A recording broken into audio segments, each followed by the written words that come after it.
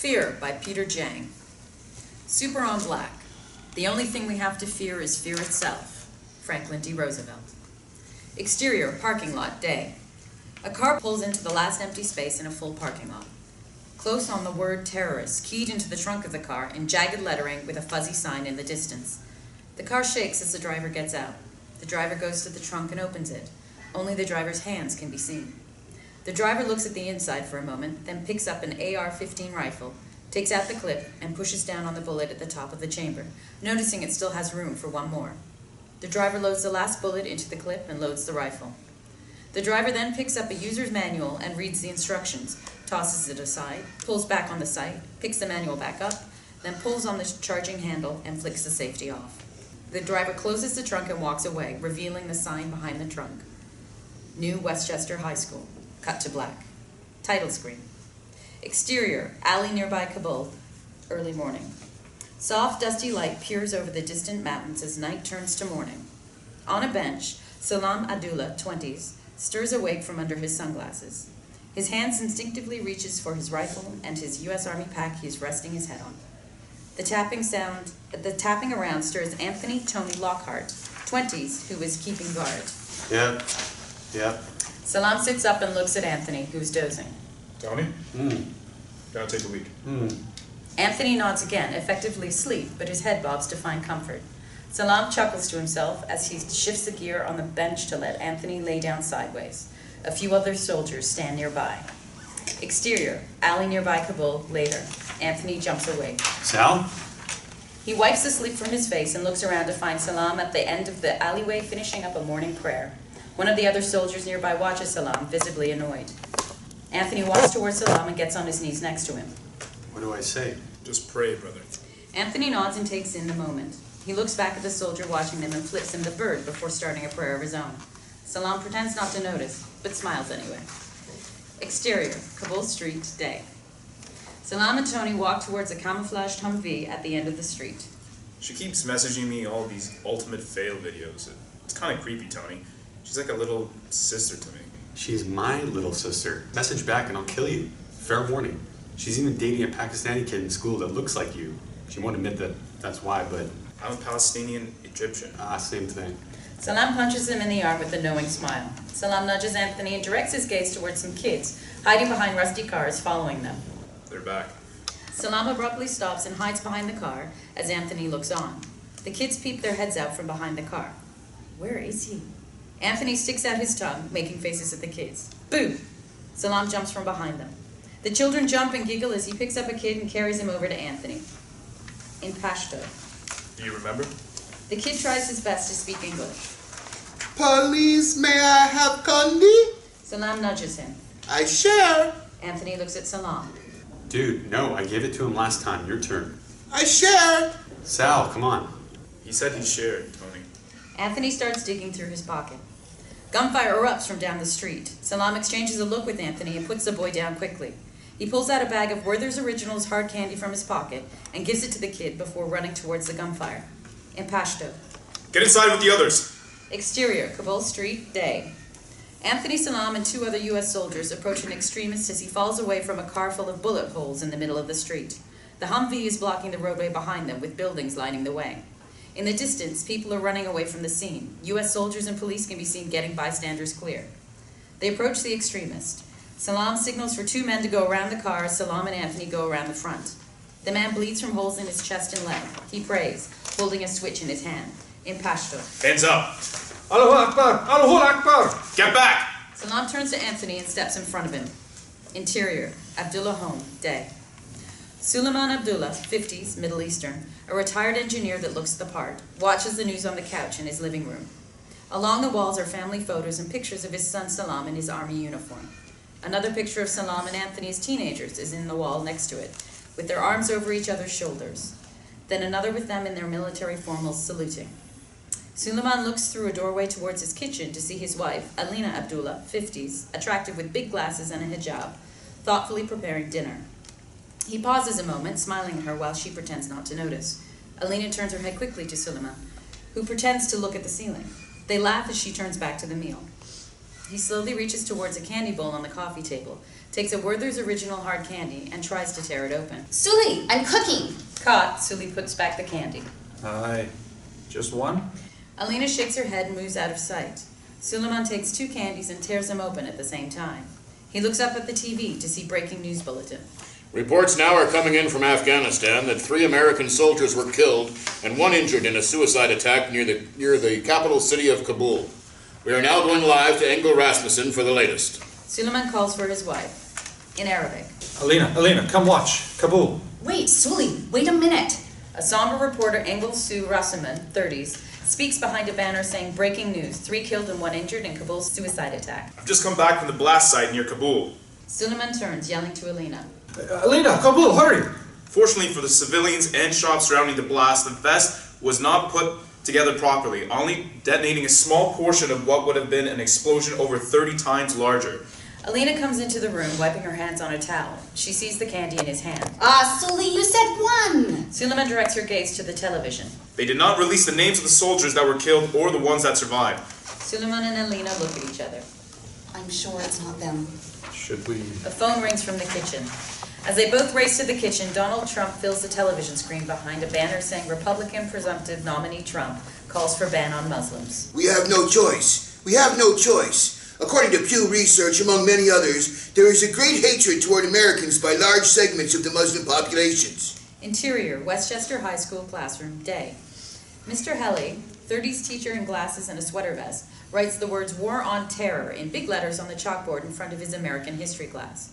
Underneath, he starts writing bullet points. After the September 11th attack, President George W. Bush... Towards the back, Ibrahim Artibak, 17, Middle Eastern, skinny but athletic looking in a rock band t-shirt, pretends to take notes as he texts under his desk. Monica Lockhart, 17, pretty without trying in sweat sitting a row in front of him, glances back at him with a smile. She looks under her desk at her phone. Besides Monica, Ricky Tully, 17, a big, clean-cut, all-American guy in a lacrosse jersey, looks back at Ibrahim with a mixed look of anger and jealousy. He writes something on a piece of paper and shows it to a boy sitting next to him. It reads, Mohammed Jihad back there thinks 9/11 is funny. Monica can't help but let out a little snort. Mr. Helly stops and looks to Monica. Monica, phone on my desk. Mr. Helly. Now, Ms. Lockhart. Monica shoots a look back at Ibrahim and rolls her eyes. He shakes his head at her jokingly. Monica gets up and starts walking to Mr. Helly's desk. He turns back to the chalkboard. Across the room, the classroom door opens, and Principal Messner, 40s, an authoritative woman in a pantsuit and perm, walks in. Mr. Helly, sorry for interrupting. They speak softly and both look at Monica, who is still on her way to Mr. Helly's desk, phone in hand. Miss Lockhart, can you please gather your things and come with me? Principal Messner, am I in trouble? I didn't do anything. No, it's nothing like that. Please just gather your things. I'll wait for you outside, okay? A concerned Ibrahim watches Monica as she gathers her backpack and books and exits the classroom. Mr. Helly turns back to the board and starts writing again. Without congressional... Ibrahim looks at his phone under his desk and types in, "Let me know what's up when you can," as an email notification pops up saying, "Trump calls for Muslim ban," which Ibrahim swipes away. As he hits send, another email pops up reading, 3 U.S. soldiers killed and 1 injured in Kabul. Ibrahim is about to swipe it away, but instead curiously taps on the email. The email opens into a Huffington Post article with the headline, 3 U.S. soldiers killed and 1 injured in Kabul. Ibrahim looks up for a moment towards the direction that Monica left, then reads the article until Mr. Helly yanks the phone from his hand and walks back to the chalkboard. Mr. Helly, my girl, Monica's brother, She'll be fine, Ibrahim. Declared war in Iraq. Ibrahim runs his fingers through his hair and puts his head on his desk. Interior, Landstuhl Regional Medical Center, night. Super, Landstuhl Regional Medical Center, Landstuhl, Germany.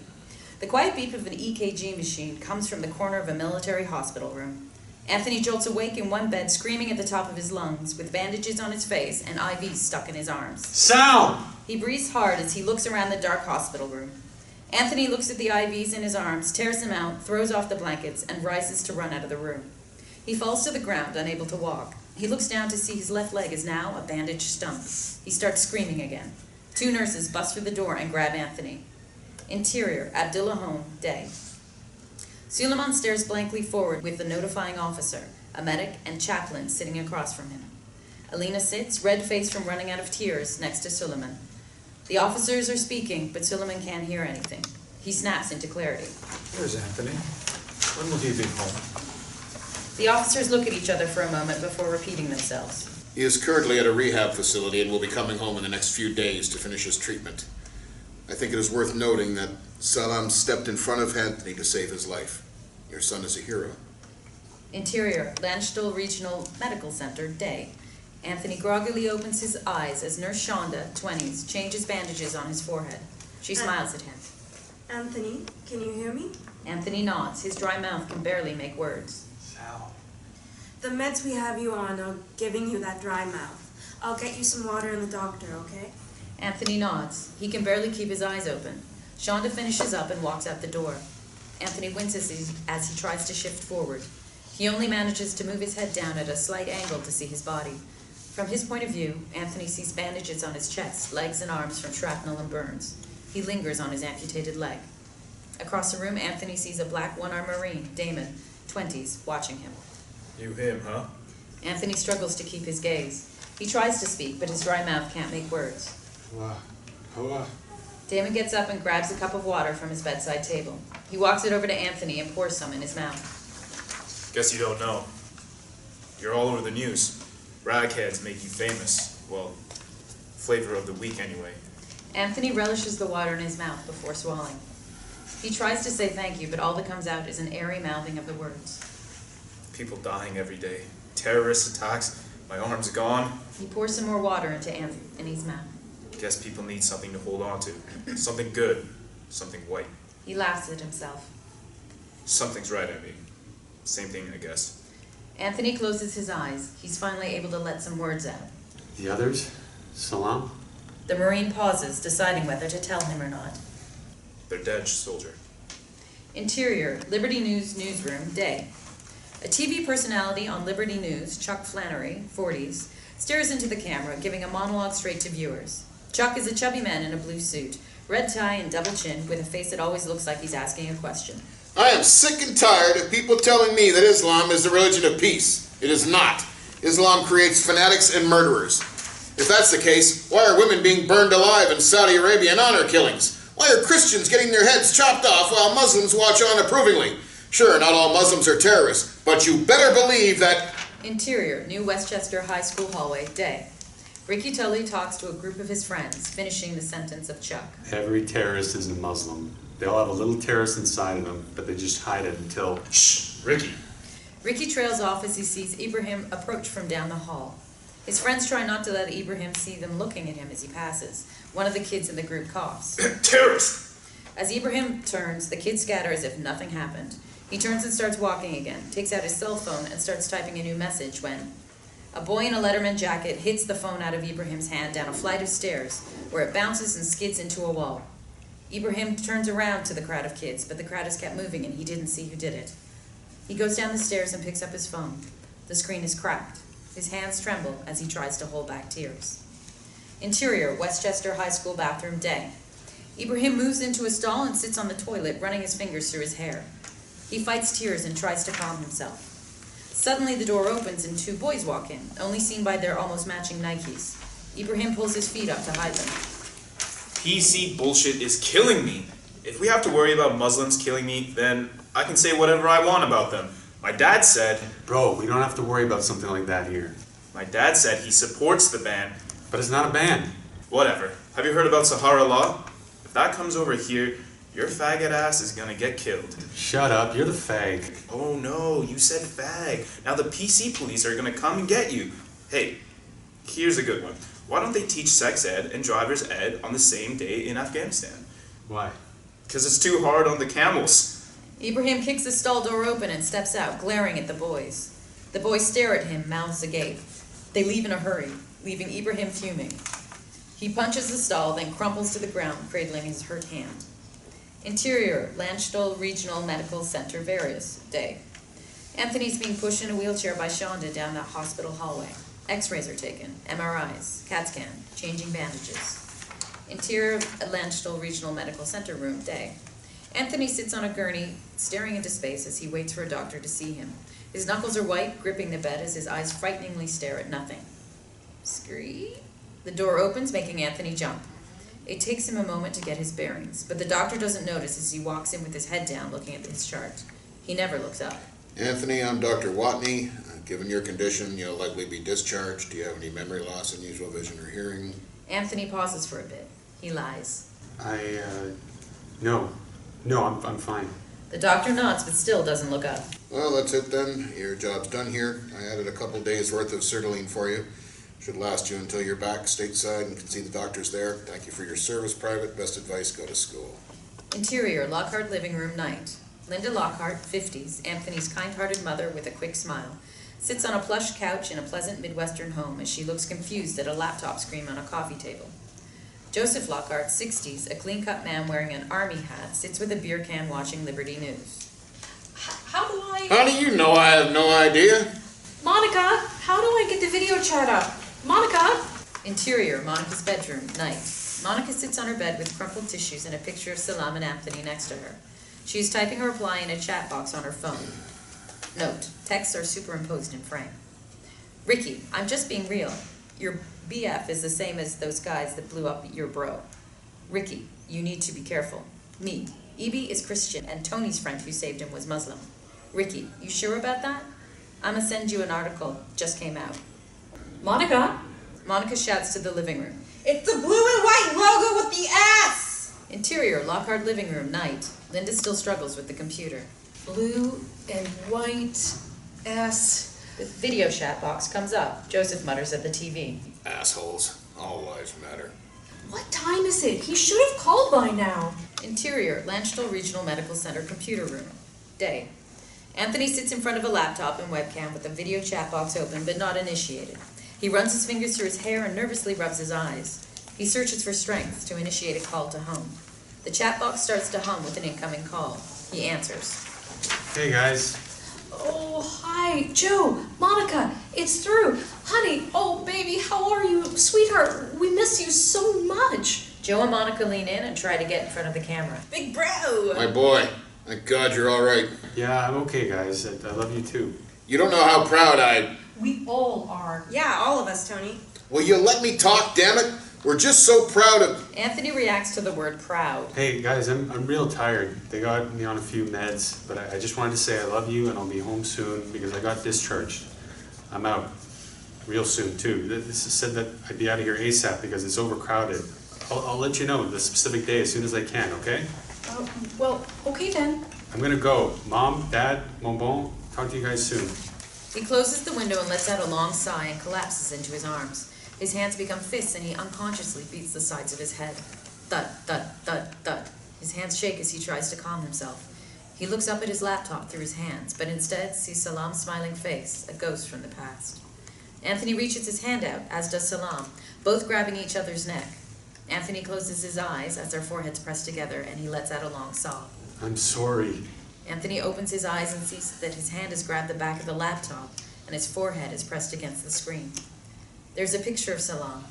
Anthony wipes his eyes and looks around. The picture is from a tabloid on his Facebook newsfeed. Did this soldier betray his country? Anthony clicks on it. Interior, Westchester Mosque, day. The mosque administrative staff sits across from each other in a meeting room arguing around a table. On it is a tabloid with a picture of Salam in the army uniform with the words, "Did he know?" As they argue, Suliman sits, eyes fixed on the tabloid. Bardia Kadim, 50s, a burly bearded Persian man in thin glasses too small for his face, shouts in bewilderment. Lara Sharp, 40s, a Caucasian woman who wears a hijab contrasted with an orange tan and too much jewelry, because old habits die hard, tries her best to be the voice of reason. Why should we have to do anything? We do not know these people. I live here for 34 years. We are Americans. I'm just saying, folks out there are just scared by all these terror attacks that have been springing up. It might benefit the mosque as a whole to hold a press conference showing us as leaders condemning the actions of... Omar Jamal, 40s, a tall, wire-framed black man, interjects with his hands to make up for his soft voice and demeanor. But of course we condemn it. We are human beings like everyone else. It's ridiculous that just because someone on the other side of the world goes crazy, now I and my family are suspects? Don't be ridiculous, Omar. You really believe that it will change for you. You're black. It is not a Muslim problem, it is a Middle Eastern problem. Change for me, Philando Castile, Alton Sterling, Devlin Martin, killed by the police. The police! Imam Muhammad, 40s, a scholarly man with a wise beard, thick glasses, and soothing voice, holds up his hands to ease tensions. Bardia, Omar, there is enough happening here. Bardia throws a hand up, then places it on Omar's shoulders in a half apology. I agree with Lara. You're right, Bardia, Omar. We shouldn't have to do this, but these modern terrorists are different. It is forced on us. But if we're silent, then people will continue to go crazy. Suliman picks up the tabloid. People read this first and it doesn't matter. No one tells the truth. This becomes the truth. We'll have the press conference. Lara, set it up, and Suli, you should speak. Tell us a lump story. Suliman stares down at the big headline, Did He Know? Match cut to interior, Monica's bedroom, night. Super, 1 week later. Monica stares at an identical picture of Salam on her phone as she sits on her bed amongst a mess of homework and clothes. The article headline on this one reads, Muslims are infiltrating our armed forces. She receives a text message. Ibrahim, what did I do? Please talk to me. Monica swipes the message away and clicks on a video. Her eyes furrow as she listens to Lenny Pratt, 40s, a political commentator wearing his smug intellect on his sleeve. If you listen to President Barack Obama and Ben Affleck, you'll tend to think that the majority of Muslims are misunderstood and are getting a bad rap. But let's look at the numbers, and you decide whether or not extremists make up a majority or minority of Islam. Interior, Ibrahim's bedroom, night. Ibrahim stares at the text message box to Monica on his phone while he sits at his computer desk. The timestamps reveal she hasn't responded back for days. Rock music plays in the background. He scrolls down his text message list and opens a few. Each conversation mostly one-sided, and it is apparent that Ibrahim's friends are no longer talking to him. The only sparse conversation he has is one labeled Mom. Mom, have you finished your homework? Dinner is almost ready. Ibrahim, I'm busy, stop texting me. Ibrahim tosses his phone on his desk and frustratingly rubs his neck. He turns up the music. Buzz, buzz. His phone buzzes with a text message. Monica, let's talk in the parking lot after school tomorrow. Ibrahim eagerly texts back a long text, reads it, and deletes it. He types a new one. He deletes it. Then, K. He starts looking through his Facebook newsfeed. News stories about celebrities and movies are accented by news stories with headlines like, Presumptive Republican nominee Trump, Muslim ban divisive. He clicks on the link for a new action movie. He exits out of the box when he sees the villain, a bearded jihadi. He keeps scrolling. Finally, he stops. The headline reads, Hundreds of civilians killed in U.S.-led airstrikes, with a picture of a mother crying holding her dead child. He clicks on it. His eyes focus intensely on his computer screen. 450? 100 children? What the... He closes the box, disgusted, shaking his head as if trying to get rid of what he just saw. He exits to his home screen with the background picture of Monica kissing his cheek. He sprawls out on his bed and smiles at the ceiling. New Westchester High School parking lot, day. Ibrahim steps out of the front door of the school and looks around for Monica as kids pile out to their cars. He takes out his phone and texts her. Next to the flagpole. He looks up and walks towards a tall flagpole with a large American flag, swaying in the wind. He puts a hand on it and swings around, but pulls back with a scraped hand. He looks closer at the pole and sees someone carved a few small swastikas. Monica touches Ibrahim and he turns around with a smile. He gives her a big hug, but his smile leaves when he sees Ricky behind her. Hey, don't touch her. Monica turns and pushes Ricky away. Stop it, Ricky. Just let me do this. What the hell is Ricky doing here? Do what? You're gonna keep your Taliban hands off her is what? Monica pushes Ricky again. Ricky! Ricky walks backward with his hands up. He flicks off Ibrahim before he turns toward the parking lot. Sorry. Why are you even friends with that racist asshole? He's just... It doesn't matter. I don't have a lot of time. My brother is coming home today, so I need to be home. Maybe I can't be with you anymore. With everything that's happening, I shouldn't be keeping a secret relationship from my family right now. Ibrahim takes her hand, but she pulls away. No, please, Monica. You know what's been happening around the school. You're the only friend I have anymore. People are just scared of Muslims right now. And I'm sorry, but I've seen some articles, and a lot of it's kind of true. But I'm not even Muslim. I was baptized in the same church as you. Will you please calm down? That's not what I was saying. It'll blow over, you know that. I'm sorry that it's hard for you, but I have my own things to deal with right now. Let me help then. We're both going through shit. We need to be here for each other. This is all just confusing right now. I need time to process everything. Are you seeing Ricky now? You're gonna tell me how much of a prick Ricky is? Really? You don't think I know? He's just a friend. Monica, things are crazy right now. I need you. You are being so selfish right now. Look at me, Monica. I'm not those people who hurt your brother. I've never even been to... Just stop, please. That has nothing to do with this. I just can't be in a relationship right now. We're both going to college next year anyway. I just want to be alone. Alone? Sounds like you just want someone white. Fuck you. Oh, you already did that. Time to move on to the lacrosse team. She slaps him and walks away. Monica, stop. I'm sorry, please. Monica keeps walking. Ibrahim is in tears as he turns towards the flagpole, running his hands through his hair. He remembers his scraped hand and sees it is bleeding. He looks up at the American flag. He turns away, disgusted. Interior, Ricky's car, day. Ricky is talking to the back of Monica's head as she stares at the window of Ricky's shiny GTO. She's not listening. Pratt and Richard Spencer, they really make a lot of sense, you know? We need to stop apologizing. We made the world what it is today, not some fake bullshit kings from Africa. Ricky and Monica stop in front of Monica's house. Ricky taps Monica and she comes back from space. It's for the best. He's not like us. Shut up, Ricky. He's not even Muslim. Whatever. We don't even have to talk about it. You okay? I'm sorry. I'm kind of rough, but I just care about you. I'm fine. Everything is just overwhelming right now. Well, you know I'm here for you. Ricky puts his hand on her knee. I'll always be here for you. Monica puts her hand on his. Thanks, Ricky. I appreciate it. Ricky leans in for a kiss, but Monica pushes him away hard. Okay, I'm sorry. Monica. Monica tries to open the door, but Ricky pulls it closed. She tries again, and he leans on her. Ricky! Shh, calm down. I said calm down. Please. Monica stops, now tense. He leans close. I'm sorry. You know, I would never hurt you, right? Monica nods, and a tear rolled down her cheek. I'm sorry, it's just been a hard day. Ricky moves his forearm off her chest, and his hand lands on her thigh while he stays close. I know. You know I'm always here for you, right? Always have. Always will. I'd do anything for you. Monica stiffly nods. And I would never tell your dad you had sex with him. I can't imagine what he'd think, especially with a Muslim. Monica looks at him. How do you know? I love you, Monica. I've been too afraid to tell you, but I do.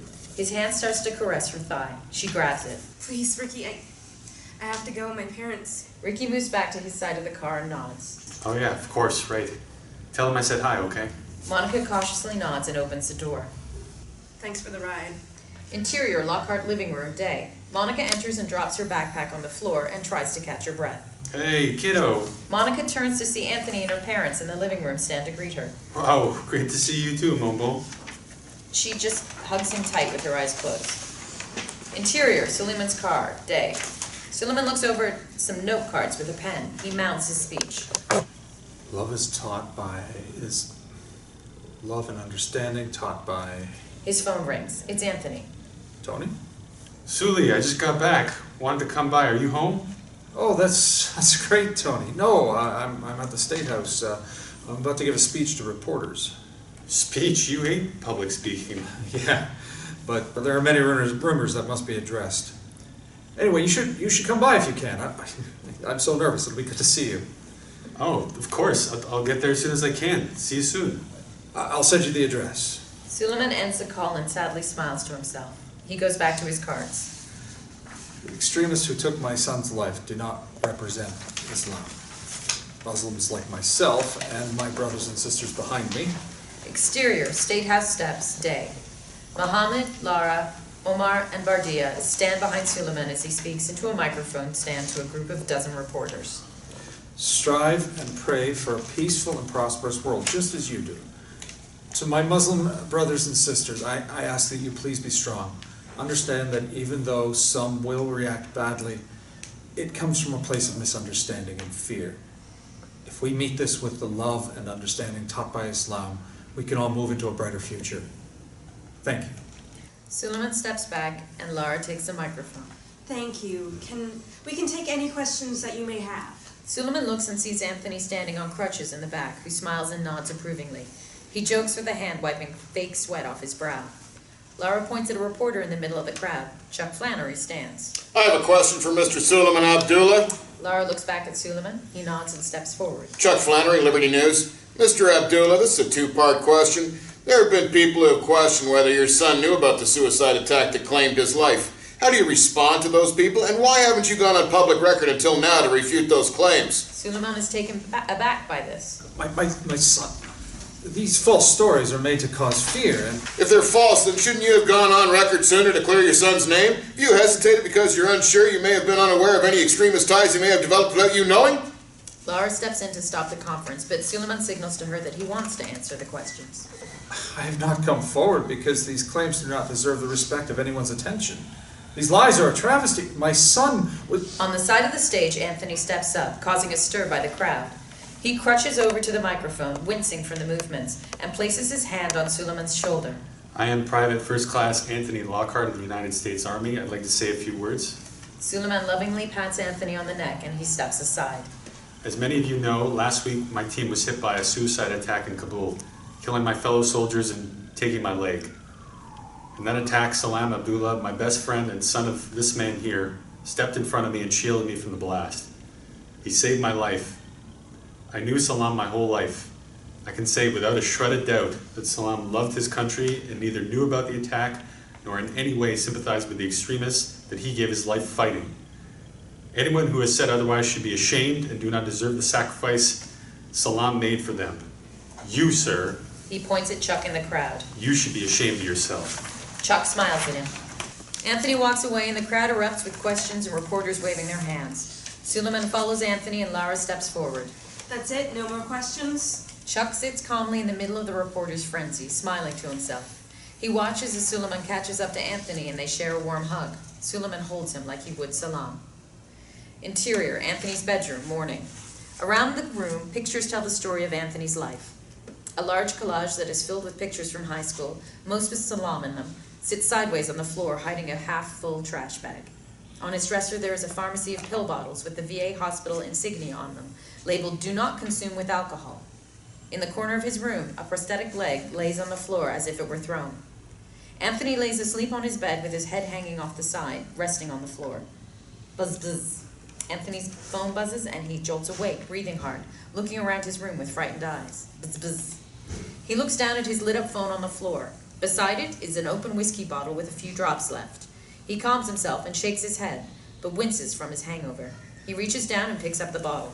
Hair of the dog, hair of my ass. He sweeps it back, then reaches down for his phone. Monica, Dad says we'll be back to pick you up in 1 hour. Anthony grabs the whiskey bottle and hops it over to the wall with the high school collage and trash bag. He picks up the trash bag, empty whiskey bottles inside clinking around, and adds the bottle to the collection. Underneath the bed, a handgun lays in the shadows next to where Anthony's sleeping hand was. Interior, Anthony's bedroom, later, morning. Anthony finishes the last touches of his formal military uniform into a mirror. He pins a bronze star and a purple heart to his lapel. His eyes linger on his medals. He opens a pill bottle and takes one. Interior, Westchester High School classroom, day. Ibrahim is lost in his thoughts as he stares at Monica's empty seat in Mr. Halley's class. He looks down to where his phone lights up in his lap. It's a breaking news alert that says 6 killed in Quebec mosque shooting, not related to terrorism. Exterior, Westchester High School parking lot, day. Ibrahim walks by with a sad gait to his car. The parking lot is mostly empty for a few kids walking back from after-school programs. Just as he arrives... Hey!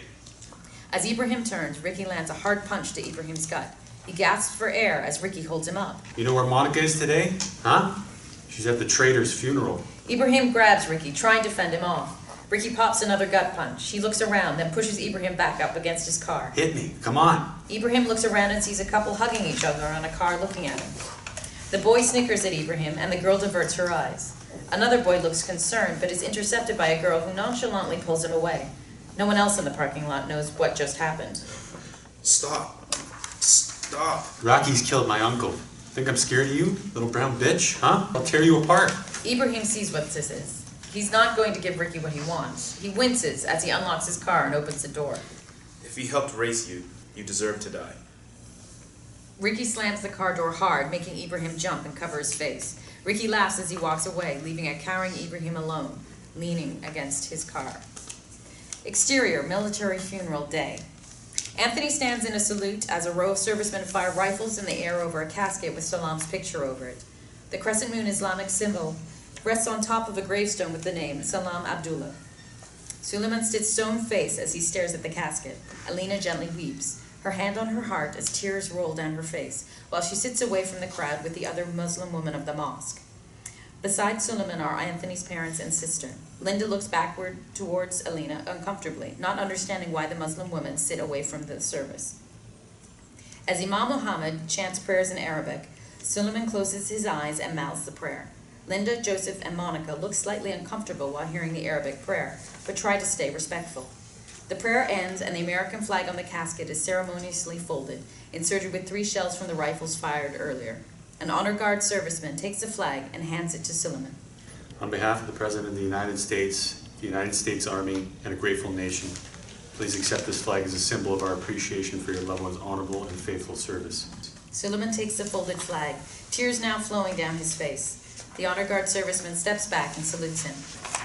Suliman, Omar, Bardia, and a group of 10 other men stand and move towards the casket. One by one they approach, each taking a turn saying prayers while the others pray silently. Allahu Akbar.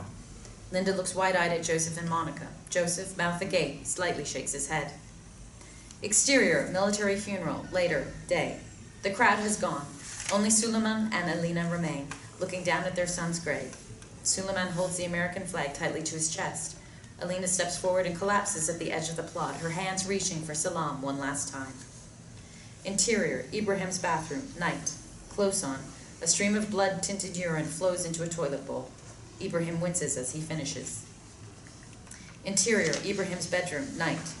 Ibrahim lays on his bed in the fetal position, watching a video on his phone, which is propped up on a pillow. He's expressionless. The time on his phone reads 11:20 p.m. It changes to 12:46 a.m.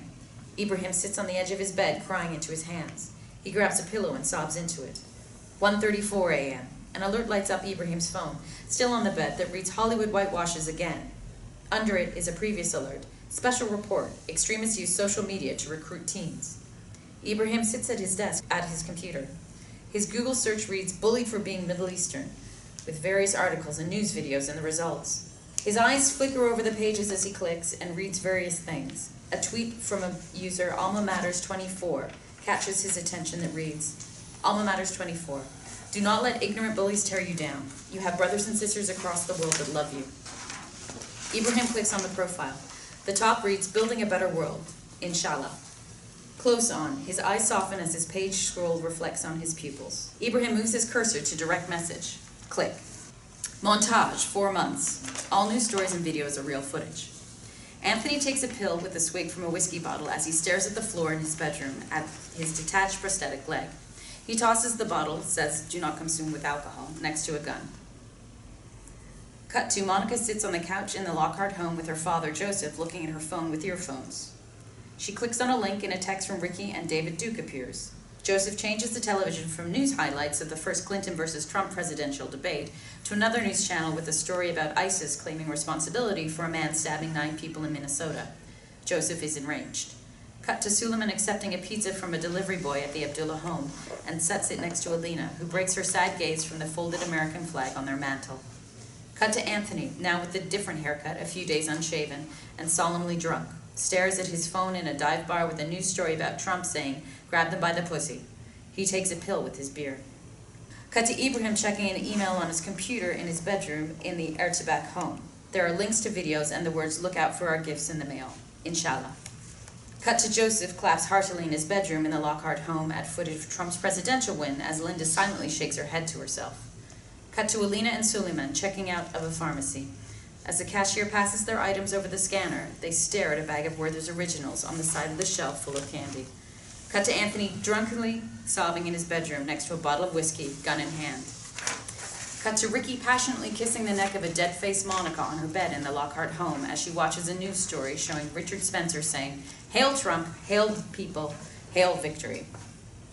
Cut to Ibrahim watching the end of the same video as he sits alone in his high school cafeteria during lunch when the room full of people on screen raise their hands in a Nazi salute. Interior, VA hospital, evening. A group of veterans sit in a circle of chairs during a PTSD group therapy session. Some of the men have amputated limbs and burn marks, but they all carry their heavy memories on their faces. The counselor, 40s male in a polo shirt and khakis, nods quietly as he jots down notes into a clipboard. One man is speaking to this group, Frank. 30s with burn scars across the left side of his face and wearing a t-shirt that reads America First. Anthony looks spaced out, but he nods slowly as he listens to Frank's story. When I got back, my dog didn't recognize me at first. My dog. Yeah, I guess I can't blame him. Half the time I look in the mirror, I don't recognize myself. Just figured dogs are more about smell than anything else. I don't know. Guess I should be happy I don't have a wife. That'd really hurt.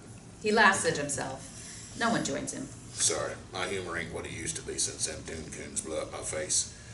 Couldn't save Tommy or Rob, but keep getting told I'm the lucky one. I'm the lucky. And now I'm back. Them Muslims running around everywhere, preaching their hate and recruiting terrorists in their mosques. Feel like I might be going back to war every time I go to the mall. Anthony speaks up. The hell, man? Those are Americans you're talking about. Every damn time we come here, you have to start talking some grade A bull. The counselor holds up her hand. Anthony, it's Frank's time to talk.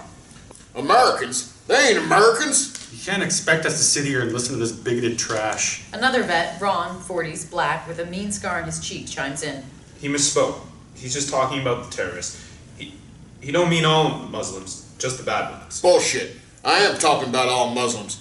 It is proven fact that Islam teaches death to infidels. That's us. You just look at my damn face. Tell my brothers who burned alive in front of me that these damn Muslims are our friends. All right, everyone, that's enough. Anthony fumes in his seat. An awkward silence holds for a bit before Anthony gets up and walks out of the room. Can I finish now? Like I was saying, the only thing I'm happy about is people finally forgetting about all that PC bullshit.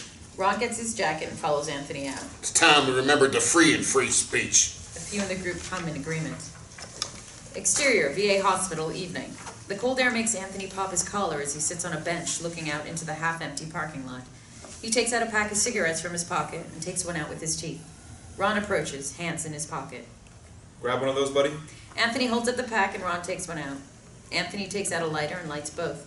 Ron takes a seat next to him in silence. It becomes apparent both are lost in their own memories. Sertraline or paroxetine? Anthony stays looking straight ahead. Tried sertraline, then paroxetine, now I'm trying out Wellbutrin. You? Been off for a while, but damn. Wellbutrin gave me some bad constipation. Once took me 3 days to finally get a shit out. Anthony lets out a small snort of a laugh and nods. You know, I feel on that Muslim stuff. I know a lot of people around here are good folks, though. They're just scared. Everyone's good to someone. Doesn't mean they're good. Ain't that the truth? They take a moment thinking to themselves. I'm thinking, all of us here dealing with this PTSD after going over it for a few months or years, them terrorists live over there. That's why they so messed up. They got the PTSD too. Except instead of hospitals and therapy, they got terror groups. Same way some of our guys find a clan, all messed up, and then some fella comes, gives them a gun or bomb, and says God wills it. Anthony takes this in. You know, Frank in there, we're all just a little damaged, you know? Some more than most. He really only meant the bad Muslims, alright? What does that even mean, bad Muslims? They're just people. Muslims had nothing to do with it. Suppose you're right. He takes a drag and lets out a long, contemplative exhale. Anyone else in your family serve? Grandfather was at Normandy. Mine blew up in his face, but he survived. Came back and had my mom. She was chair force. You? Every Walker man since the emancipation. My great-great-grandfather would say, ain't no one who can take honor and dignity from a soldier who serves his country with pride. I like that. Don't know how true it is, but I like it. You believe that? Maybe. My grandfather fought the Nazis too. Decorated. Would go town to town in Europe, celebrated as liberators. Then he came back home to Mississippi, and he was welcomed back by a sweet old lady who sauntered up to him at a bus stop with the warm welcome. Niggers in uniform sit still in the back. Later that year, his brother, my great-uncle, Rondell, also fresh from the war, got strung up and castrated for laying with a white woman. All the while, the local pastor reciting prayers. My God. God. Same God that told people slavery was his will, comforted those slaves so they could persevere and survive. He inspired genocide of natives, Dr. King to march on in Washington, and my father to get clean when I was 13 to raise us right. After a while, you realize it's not God doing any of it. It's just people. Exactly. People are just people. There are crazy assholes everywhere, and religion is just an easy excuse for them to be crazy. Yep. Muslims are just the ones who are making headlines right now. Crazy people out there are just grabbing at it to give their lives meaning before shooting up nightclubs. But you gotta wonder, how much does it take before someone goes bad? What does that mean? I saw you on TV a ways back with the father of your friend. Shit. Anthony gets up to leave, but Ron grabs his arm. Hey brother, I didn't mean to offend you. I'm on your side, just saying it's enough to make someone crazy. Anthony pulls away his arm and crutches away. Ron calls out after him. I'm just saying to be careful, brother. Anthony pauses for a moment, then crutches back inside. Interior, Ibrahim's bedroom, night. Ibrahim sits at his desk in silence, reading something on his computer screen. His homework is in front of him, sprawled out across his desk, and his facial hair is awkwardly long on his face. Under his desk is an open shipping box with chocolate wrappers and a few books, one that reads Daily Hadith. There's a knock at the door.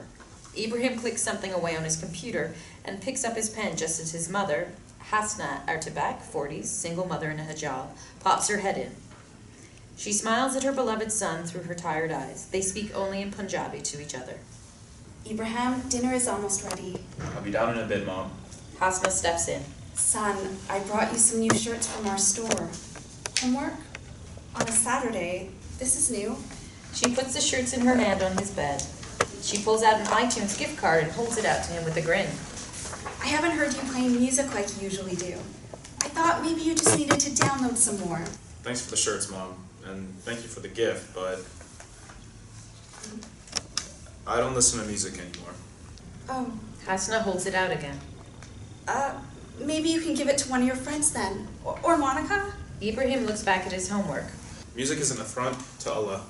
It makes us forget the pain and suffering the world's children experience every day at the hands of sinners. Please, I don't want it. Where did you hear this? The Quran. Since when do you read the Quran? I thought you want to be Christian. If Christians don't accept me, why would I want to be one? Hasna's heart sinks, but she decides to tee off with her son. If the music does not interfere with our religious duties, then it is acceptable. Do you think you know the Quran better than your own mother? I listen to music. Am I a sinner? Ibrahim turns back to his homework. Thanks for the gifts. I'll be down soon for dinner once I'm done with my homework. She starts to say something, but instead just pats her son on his head and stands up. If that's what you want, then come with me to the mosque. I'm ashamed that I haven't gone since your father died. I'd like that. Hasna nods but feels uneasy about the situation. She gives him one more pat on the head before leaving the room. Ibrahim looks over his shoulder to make sure his mother has left. He turns and brings up the chat box he closed when his mother entered the room. He types in a message. Sorry, my mother came in to check on me. Alma Matters 24. Your mother sounds like she loves you very much. Is she a good Muslim? She's a bit misguided on a few things, but she is good overall. Alma Matters 24. Allah smiles on those who honor their mothers. Our holy works require our mothers to be honorable in the eyes of Allah. If she is misguided, you must guide her. Ibrahim continues to chat with Alma Matters 24. When you see oppression or wrongdoing, or if you are doing it yourself, even if it is your own family that is wrong, you must stand for justice. Interior, Westchester Islamic Center, day. Imam Muhammad speaks to a daily prayer group at the Westchester Islamic Center. We will be denied Allah's mercy if we see injustice and stay idle. If we don't do anything, if we say, this is not my problem, I am not going to deal with it, it is the same as... Interior, Westchester Community Church, day. Reverend Walter Defoe, 60, a sagely man with snow-white hair, dark-rimmed glasses, and a blazer, speaks to his congregation. Committing the injustice yourself. A trespass on our brothers and sisters under God is a trespass on humanity. We are here but for the grace of God, and we must be strong for those who cannot be strong for themselves. But that is not to say that we must get revenge or avenge. No, we must... Interior Westchester Mosque, day. Muhammad continues speaking to his congregation. Counter hate and intolerance with love and forgiveness. We must not counter hate with hate. Suliman watches quietly, nodding in approval. We often feel that when someone has wronged us, we must wrong them back. Our human nature is to give back what we receive so that we can get our power back. But Allah says that he who repels evil with good and offers forgiveness and compassion. Interior Westchester Community Church, day. Walter continues his sermon. Will be granted divinity in the kingdom of heaven. In these times, we must remember that our friends, family, and even ourselves are afraid. We're confused. Anthony sits with his mother, father, and sister listening to the Reverend. On another bench, Ricky's father hits his head as he takes his phone. And because of that fear and confusion, we say and do things that do not represent ourselves as Christians. It is our capacity to love and forgive that allows us to rejoice in the light of His love. Let us pray. Interior, Westchester Islamic Center, day. Suliman finishes a prayer while Imam Muhammad talks to Omar and Lara across the room. Hasna and Ibrahim enter the center and walk up to Imam Muhammad, who says his goodbyes to Omar and Lara as they turn to exit. Good to see you two. I will call you soon. Assalamu alaikum. Wa alaikumul salam. The rest of the conversation is in Arabic. It is great to see you, old friend. Hasna, we have missed you. I hope that I would have seen you earlier. It's been very hard at the store since Hassan died. I have to take care of it all by myself, but I still read the Quran every day and pray regularly. Imam Muhammad holds up his hand. I understand. Please, if any one of us can help you with the burden. This must be your son. He's much taller than I remembered. Hasna grabs Ibrahim's hand and pulls him towards Imam Muhammad. Yes, he has decided to renew his faith, and I wanted him to come to meet you, who I think embodies the best of Islam. It is an honor to see you again, Imam Muhammad. Imam Muhammad looks pleasantly surprised. You speak Arabic very well. Your mother has done a fine job. He looks around to a mostly empty room as Suliman approaches. Let's move to my office. Suliman here will sit in. He is one of our community leaders now that he retired. Suliman regards her warmly. Hasna, it's been ages. Interior, Imam Muhammad's office, afternoon. Ibrahim sits outside of a heavy door looking at Facebook on his cell phone while Hasna, Suliman, and Imam Muhammad sit inside speaking in Arabic. Hasna wipes away tears as she recounts her last few days. I told him not to come, but he did anyway, and I could not help but cry and cry, right there in front of everyone. I was so embarrassed. Suliman hands Hasna a tissue. I'm so sorry you are going through this. This town, this country has gone crazy. Thank you. But Ibrahim, I don't know what to do. He won't tell me, but I know he's getting bullied in school. He has such a pretty girlfriend, but I don't think so anymore. And lately he spends all of his time on his computer and on his phone. And now, after years of being Christian like his father, he now speaks of the Quran. He doesn't listen to music because he says it distracts us from the world's suffering. He said this? Yes. Late at night, I hear him typing. All night. He sometimes takes phone calls. He gets gifts of chocolates and Muslim prayer books that he hides from me. I have asked all of his relatives, and no one has sent him anything. I am scared, Imam Muhammad. Should I call the police? No, that is a bad idea. Please. His father is dead. He needs the guidance of good, peaceful men to... I will mentor him. Hasna and Imam Muhammad look at Suliman. Are you sure? Hasna puts her hand on her chest as she smiles through tears. Thank you, Suliman. Thank you. You may have seen on the news about Suliman's son Salam. I have a lunch, but you can bring him back here tonight at 5 o'clock? Yes, of course. I could not think of anyone better. Thank you, Suliman. Thank you. Exterior, Westchester Community Church, day. Reverend Defoe is surrounded by people thanking him for his sermon. Sparse groups gather with smiles and hugs while others walk towards their cars. The cold Pennsylvania air has everyone wearing coats with frosty breath. Anthony exits the church with his family. Monica catches up after saying goodbye to Ricky.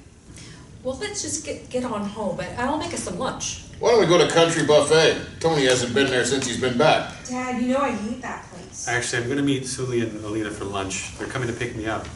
Why don't we all go? Everyone is silent for a bit. Anthony stops and turns. I'm just gonna go home. I have a project due soon and I want to get a head start. Why don't you just go without us, son? I forgot I have some work to do, too. Oh, honey, that's right. I have a few errands I have to run before work tomorrow. Anthony's not buying. What's going on? Monica walks away. I gotta go. I'll see you guys at home. Linda and Joseph try to dissolve the tension. Going on? Nothing's going on, Tony. It's been a hard time, and you know I've been so busy at work. You're acting like they're our close friends. We barely know them. What? They're my godparents, and Salam, we need each other. They need us. Haven't you seen how people here have... Tony, now don't make a scene. We told you we can't go. Tony, they're not your godparents. It's a Christian thing, you know? And they're... That's neither here nor there, Tony. Let us take care of what we need to take care of, and we'll see them when we're ready. Oh, okay? Anthony's lost for words as his parents walk away. Interior, Suliman's car, day. Suliman and Alina pull up to the Westchester Community Church just in time to see Joseph and Linda walk away. Alina watches with an unhappy look on her face. Suliman honks his horn and Anthony looks up and waves. Hey, guys. Suliman turns to Anthony. Are your parents coming? I can call and add a few more? No, they have some work to do, but they say hello and they want to see you soon. Alina has her eyes in the direction of Joseph and Linda. We have been waiting for their call. Suliman squeezes her leg, unseen by Anthony. Ah, well, that's okay. Maybe next time. Hope you don't mind. I'm going to pick up a prescription at the store. Interior, Red Lobster restaurant, day. The restaurant is busy with rowdy kids and parents dressed in their Sunday best, flooding its tables. A TV at the bar plays a news story showing police tape and lights flashing over a banner saying police standoff in progress in California. Linda and Joseph walk up to the host stand where a bright-faced host, Ronnie, late teens male with a name tag, welcomes them with a smile. Welcome to Red Lobster. Do you have a reservation? Hi there. No. How long's the wait? We're pretty booked. It'll be about an hour and a half, but you should try the bar. It has open seating. Oh, okay. Thank you. I told you we'd be crazy here. Well, let's just try the bar. We might get lucky.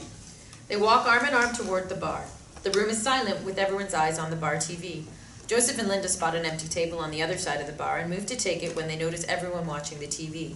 They look up as they settle in, watching the news story everyone is glued to. Oh my God. A correspondent, Carol Weathers, speaks to her television audience. The horrific scene here is two people dressed in tactical gear with automatic assault rifles open fire in California. Back at the entrance of the restaurant, Suliman, Alina, and Anthony arrive at the host stand. Welcome to Red Lobster. Do you have a reservation today? Yes, under Suliman, please.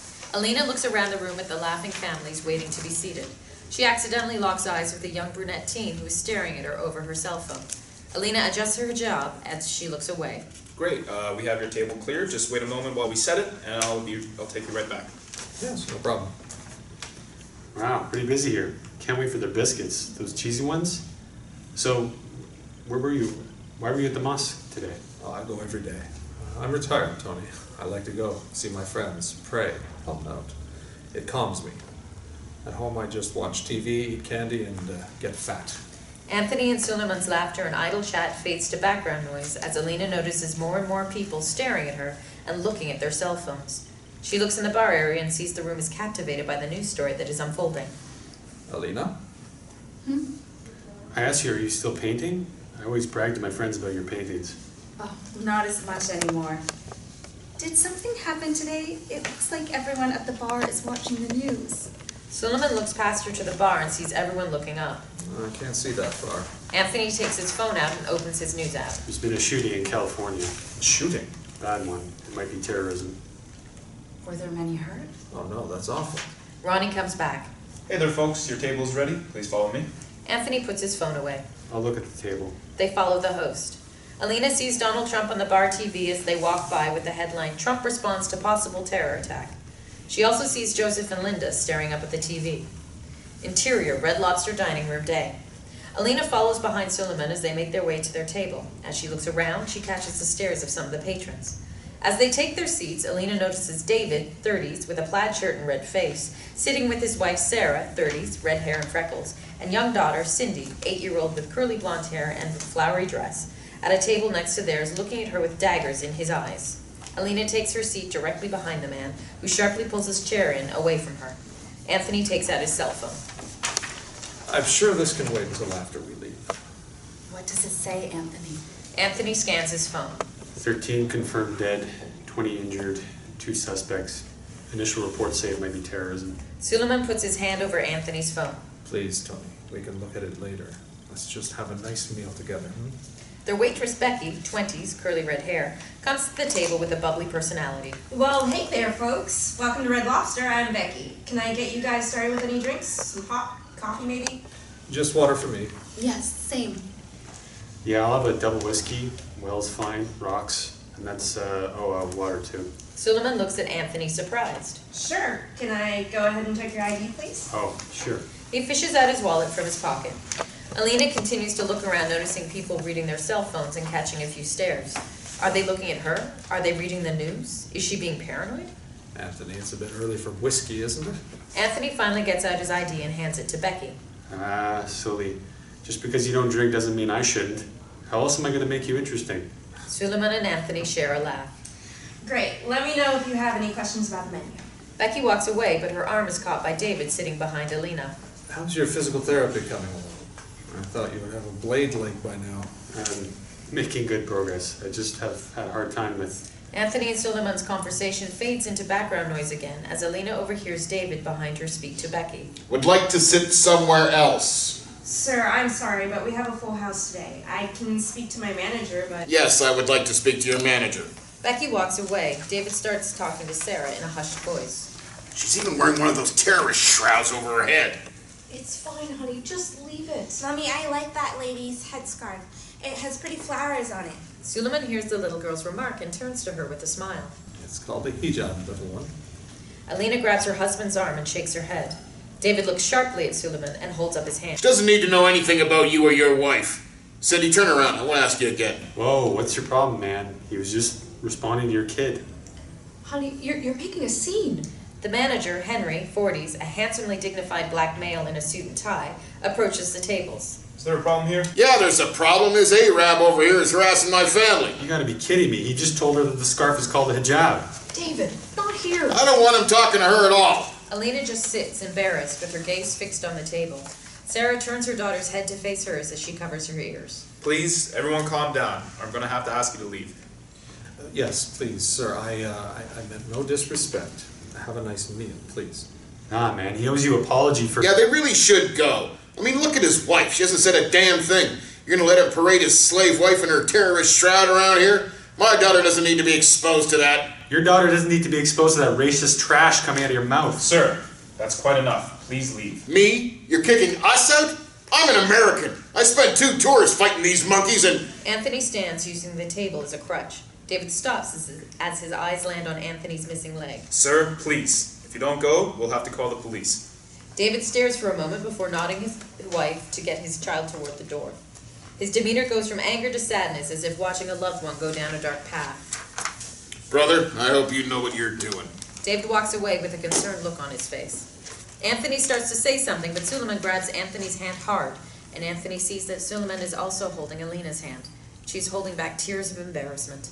Suliman and Alina look around and see people whispering to each other. Anthony notices too, but wonders if it is about his leg. Henry walks back to their table. I'm so sorry about that. Please, allow us to cover your meal.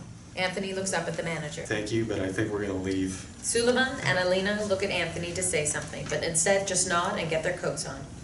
I understand, but at least go to the host stand and pick up a voucher for your next visit. Yes, thank you, sir. Yes, thank you. Henry walks towards the host stand. Anthony stands aside to allow Suliman and Alina to walk in front of him. The people in the restaurant stare and whisper to themselves as Suliman and Alina walk by. Anthony watches with sorrowful eyes. As he crouches by the bar, he sees everyone is still glued to the TV screen. Anthony spots his parents and stops. Joseph leans to his wife to say something and sees Anthony staring at him in disbelief. His eyes fall to the ground. Interior, Monica's bedroom, evening. Monica sits at her desk looking at her phone. Sprawled out on her desk is a calculus book and half-done homework. Thunk, thunk. There's a knock at the door and Monica throws her phone on her bed and tries to look busy. The door opens and Anthony pops his head in. Hey, kiddo. Monica rolls her eyes and lets out a sigh. She picks her phone back up and starts scrolling again. God, I thought you were mom and dad. What's up? Anthony closes the door behind him. He takes a seat on her bed, putting his crutches on the footboard. No, they haven't come home yet. You okay? Anthony lays back, trying to let his frustration dissolve into the bed. Mom and Dad ever talk about Sully and Alina to you? They ever I don't know. Something happened? Anthony stares at the ceiling, lost for a bit. Are you still dating that kid? What's his name? The one that looks like Sal? Monica looks up at Anthony and over her phone. No, we broke up months ago. Oh, that's too bad. I liked him. What happened? It just wasn't working out. I've been dating another guy. Did something happen with mom and dad? Interior, Joseph and Linda's car, evening. Joseph looks at his cell phone reading top headlines on an app called Red Planet, while conservative talk radio show Live with Lenny Pratt plays on the radio. Myth about so-called extremist minority and Muslims. That's all it is, a myth. Linda opens the door and sits in the passenger seat. Oh, it's nice in here. I can't believe how cold it's gotten. She takes off her gloves and rubs her hands in front of the heater. Percent support strict Sharia law. Do the math. That's roughly 143 million radicals in that country alone. Joseph puts his phone down in the cup holder and turns down the radio. How much was the detergent? The coupon was expired, so full price. They had buy one, get one though, so I just picked up 2. Joseph pulls the car out and starts driving. Knew that club card was worth it? What are you doing in here? Anything good on the radio? Joseph turns it back up a little. Your favorite, Lenny Pratt. Oh, honey, let's listen to Christmas music. I really can do without more gloom and doom today. Monica sent it to me. Same thing I've been telling you. Just listen. Linda lets out a sigh and puts her hands on her cheeks to warm them up. Scared yet? A 2013 poll shows that over a quarter said that suicide bombings are sometimes justified. Linda shakes her head and changes the station. Jingle bell rock, jingle bell round the clock. Hey, stop. We really need to hear this. No one in the liberal media is going to report on this. Liberal media? Jesus, Joe, you sound like Chuck Flannery. Joseph changes it back to Lenny Pratt. That's another 21 million radicals. Just wait, there's more. Linda turns it down to barely audible levels. Yeah, well, what's wrong with Chuck Flannery? Aren't you sick of everyone being so friggin' PC? We have a real problem in this country, and it's not going to get any better if we keep tiptoeing around Muslims. Does that mean we have to talk about it all the time? Maybe I just want to go through a day with... Not today. You saw the news. Terror attacks are hitting home, but instead of calling it the Muslim problem like it is, these damn libtards are making a big hoopla about guns. You don't even own a gun. Why do you care? Well, now I'm thinking I should. Maybe it's time I get some protection for our family. You're an idiot. And you know what the Republican version of libtard is, don't you? A retard. That's you. I saw Anthony in the restaurant. He saw both of us. What? It's going to be a fight, I know it. They take a beat for their thoughts. I don't have anything against... We don't have to go over that again. It's not like we're not grateful. Sal was a good boy, wasn't he? We should have gotten to know them better. Maybe we need to grow up a little. I just read something every day about them. Well, Sully and... No, not them. Them. Their doctrine, their beliefs are just... We just don't have the same values. Interior, Abdullah home, evening. Suliman and Alina argue in their living room while the news plays quietly in the background with the headline, Shooters Left Extremist Message on Social Media Before Attacks. You don't really believe that, do you? I saw them at the bar. I told you, they lied to avoid seeing us. They haven't called, emailed. So that means they think we're terrorists. They haven't talked to us about that ridiculous story. Our son saves their son's life and they don't even call? We've never been close. How much did you really think that would change? Sure, they said they would be around more, but let's be realistic. Salam and Anthony were our only connection. And now, Salam is gone and they avoid us. What does that say to you? Interior, Monica's bedroom, evening. Monica and Anthony's argument heats up. What about all the articles saying that Salam knew about the attack? It's not like you were with him 24 hours a day. What the hell is wrong with you? Salam was like a brother to you. It's not like he was just some guy you don't know. Then Sal saves my life and you hate Muslims? How do you know? You can't even remember the whole day, but you remember Saul jumping in front of you? There's no other witnesses. They're dead. Sal's dead. He saved my life. Interior, Joseph and Linda's car, evening. Joseph and Linda drive silently with Lenny Pratt playing loud for them both to hear. Linda tries to mask her interest by looking out the window. With an estimated 800 million Muslim radicals, that is a majority, not a minority. That's all we have for today. Thanks for listening. Up next... Linda shuts off the radio as they pull into their driveway.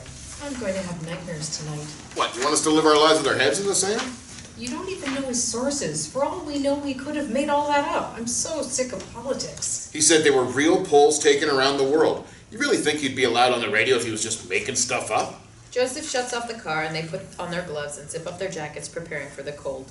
You say the liberal media just makes stuff up, but they're on television and the radio. You know that's not the same. Interior, Abdullah home, evening. Suliman continues to try and calm Alina as she feels more and more hopeless. We are all the same to them. You saw all of those people staring at us the whole time we were at the restaurant. After the manager stuck up for us against that crazy man? After Anthony defended us? You know what I mean. I can't go anywhere anymore without people staring. I don't even want to go to the grocery anymore. I get afraid someone will throw something or yell at me. Alina starts to cry. Suliman goes to his wife to comfort her. In Arabic. Alina, this is difficult to see, but Allah is testing us. People are afraid, but that means we must show courage and love. They do not understand us or our culture, so we show it to them. We have no friends anymore, Sully. We have no son. Interior, Lockhart home, night. Joseph and Linda finish taking off their shoes and unzip their jackets when Anthony comes out to the living room in a fury. What the hell is going on? Why is my sister a racist? Honey, what are you talking about? Whoa, Tony, calm down. What's this about? Monica comes out of her room after Anthony yelling. I am not racist. After all that bullshit you just threw in my ear? It's a real thing right now. Did you know the reason Monica broke up with her boyfriend? Did she tell you? Monica had a boyfriend? Wait, what? Monica, you promised no boys until college. Shut up, just shut up. He was a good boy, a good Middle Eastern boy, and she got disgusted by him after you heard you guys trash. You listened to Chuck Flannery or some bullshit? Joseph and Linda look at each other. Well, there's really nothing wrong with Chuck Flannery. He really brings up some good points. Chuck Flannery may be a little harsh, but he's not completely wrong about everything. What's wrong with Chuck Flannery? He stood there and asked Sully to his face to his son he was a traitor. Salam, the man that saved my life. We know that was uncalled for, but deep down he's just trying to dig so we can find the truth. Well, how do you really know? You were in a coma and can't even remember anything else from that day. Anthony and Linda both look at Joseph, shocked. See, I told you I'm not the only one. Linda looks surprised at Monica. All of you are disgusting. I can't stay here anymore. Anthony turns around and crutches towards his room. Even me? I can't believe you too. Linda follows Anthony to his room. Interior, Anthony's bedroom, night, continuous. Anthony storms into his room and tries to slam the door, but his mother catches it with her hand. Honey, you know they don't actually mean that. Everything is just confusing for everyone. Don't you lie to me. Tony, I'm your mother. I would never lie to you. And what were you doing at Red Lobster? Tony, look, Tony, I just can't. Don't lie to me. I saw you there. I just can't face them yet, okay? Face them? What? Because they're evil Muslims? You wouldn't have a son if it weren't for Salam. I can't face them while they're still so jealous. Anthony's stunned to silence. You just don't know what it's like, okay? To be a mother, to owe your son's life to someone else. Mom, this is... Don't tell me what's ridiculous or not. Why do you think they want to spend so much time with you? Why do you think they keep parading around calling their son a hero and telling the world that Salam saved your life? Sully never calls you a hero, but you are. You saved those people just as much as he did. But all they talk about is how Salam saved the world from fanatics in their own religion of all things.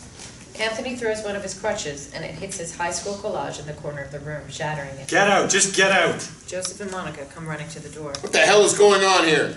I said get the hell out of my room. I can't stand you anymore. Joseph steps up to his son. You have to calm down right now. I will not tolerate this type of violent behavior in my house. Anthony tries to push his father, but loses his balance and falls to the ground next to the broken collage. He tries to get up, but puts his hand in the glass and falls again, now bleeding. Jesus, Tony, stop this right now. He kneels down to help his son. Linda backs up to the opposite corner and starts crying. Monica, go get some bandages and disinfectant. Monica leaves the room. Oh my God, what did they do to my boy? Anthony bats his father's hands away, crying. You're not my family. This is not my life.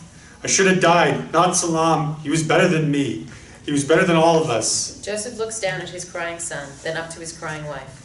He is at a loss for words. Anthony crawls towards his bed and reaches for the gun. Tony! Anthony, crying uncontrollably, tries to put the gun to his head, but his father grabs his arm and tries to wrestle it away. I don't want to be here anymore. I don't want to be here anymore. Joseph continues to wrestle his son, who is much stronger than he is, and the gun points wildly across the room. Then the gun starts to point in Linda's direction. Linda, get out of the room. Call 911. Anthony finally lets go of the gun and sobs loudly to himself. Joseph stands up and moves to the other side of the room. He breathes hard, surveying the room. He looks down at the gun in his shaking hand, then back to his crying son. His gaze goes to the broken collage in the corner of the room. His son's blood is smeared over a graduation photo of Anthony with his arm over Salam, both of their mouths wide open in laughing smiles. Interior, Westchester Islamic Center prayer room, day. Suliman sits on the floor with Ibrahim in the main prayer hall as they talk. Suliman is visibly shaken from the ordeal at Red Lobster earlier in the day, but he finds strength in sharing his faith with the boy. Allah teaches us compassion and love are virtues that bring us closer to His mercy. Just as Allah the Exalted said to Joseph, by your forgiveness of your brothers, I have raised your status among those. In Arabic. Why are you speaking in English? The appropriate way to repeat Allah's words are in his divine language. Suliman looks at Ibrahim, surprised. I'm speaking in English because your mother tells me that you have become uncomfortable in the place of your birth, that you were withdrawn from your friends, your girlfriend. They have withdrawn from me. Suliman solemnly nods to himself. I, too, have felt this sting of prejudice lately. Earlier today, in fact. But there were also people that defended me. You see, this country allows for many freedoms, and with that comes many ignorant things. But if you allow it, the best will always shine through. Your son died for America, and they still call you terrorist. The United States drops bombs on civilians, and they call themselves heroes. The hypocrisy of the sinners here is just too much for me to handle. Allah must punish them more. Punish? How do you want them punished? And who? The children at your school? The media? All of them. In Arabic. Give news to the hypocrites that they will have a painful punishment. Suliman holds up his hand to Ibrahim with a concerned look on his face. Allah's judgment is for Allah alone to give. If we sin to punish a sinner, we receive Allah's wrath just the same. Did you know my father? Suliman reluctantly goes along with the change in subject. Yes, we worked together at Westchester Engineering before. Were you friends? Yes. Ibrahim nods. Why did he become a Christian? Well, he found God in their words, and after 9/11, it was not too different than now. People were scared.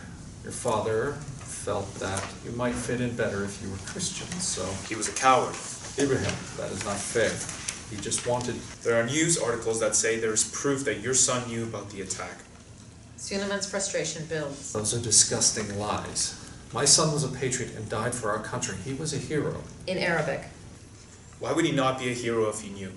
America has committed many crimes. I wish I could offer myself as your son did to punish America for... No! Stop it. In Arabic. How dare you say these things to me? Have you no decency? Ibrahim stands up and walks backwards towards the exit. Suliman stands as well, horrified at what Ibrahim is insinuating. In Arabic. Of course, sir. I apologize for upsetting you. I must get home. Thank you for talking with me. Get back here. We must finish talking about this. Slam. The door slams behind Ibrahim as he makes his swift exit. Suli? Suliman spins around to see a concerned Imam Muhammad at the doorway to check what the yelling was about.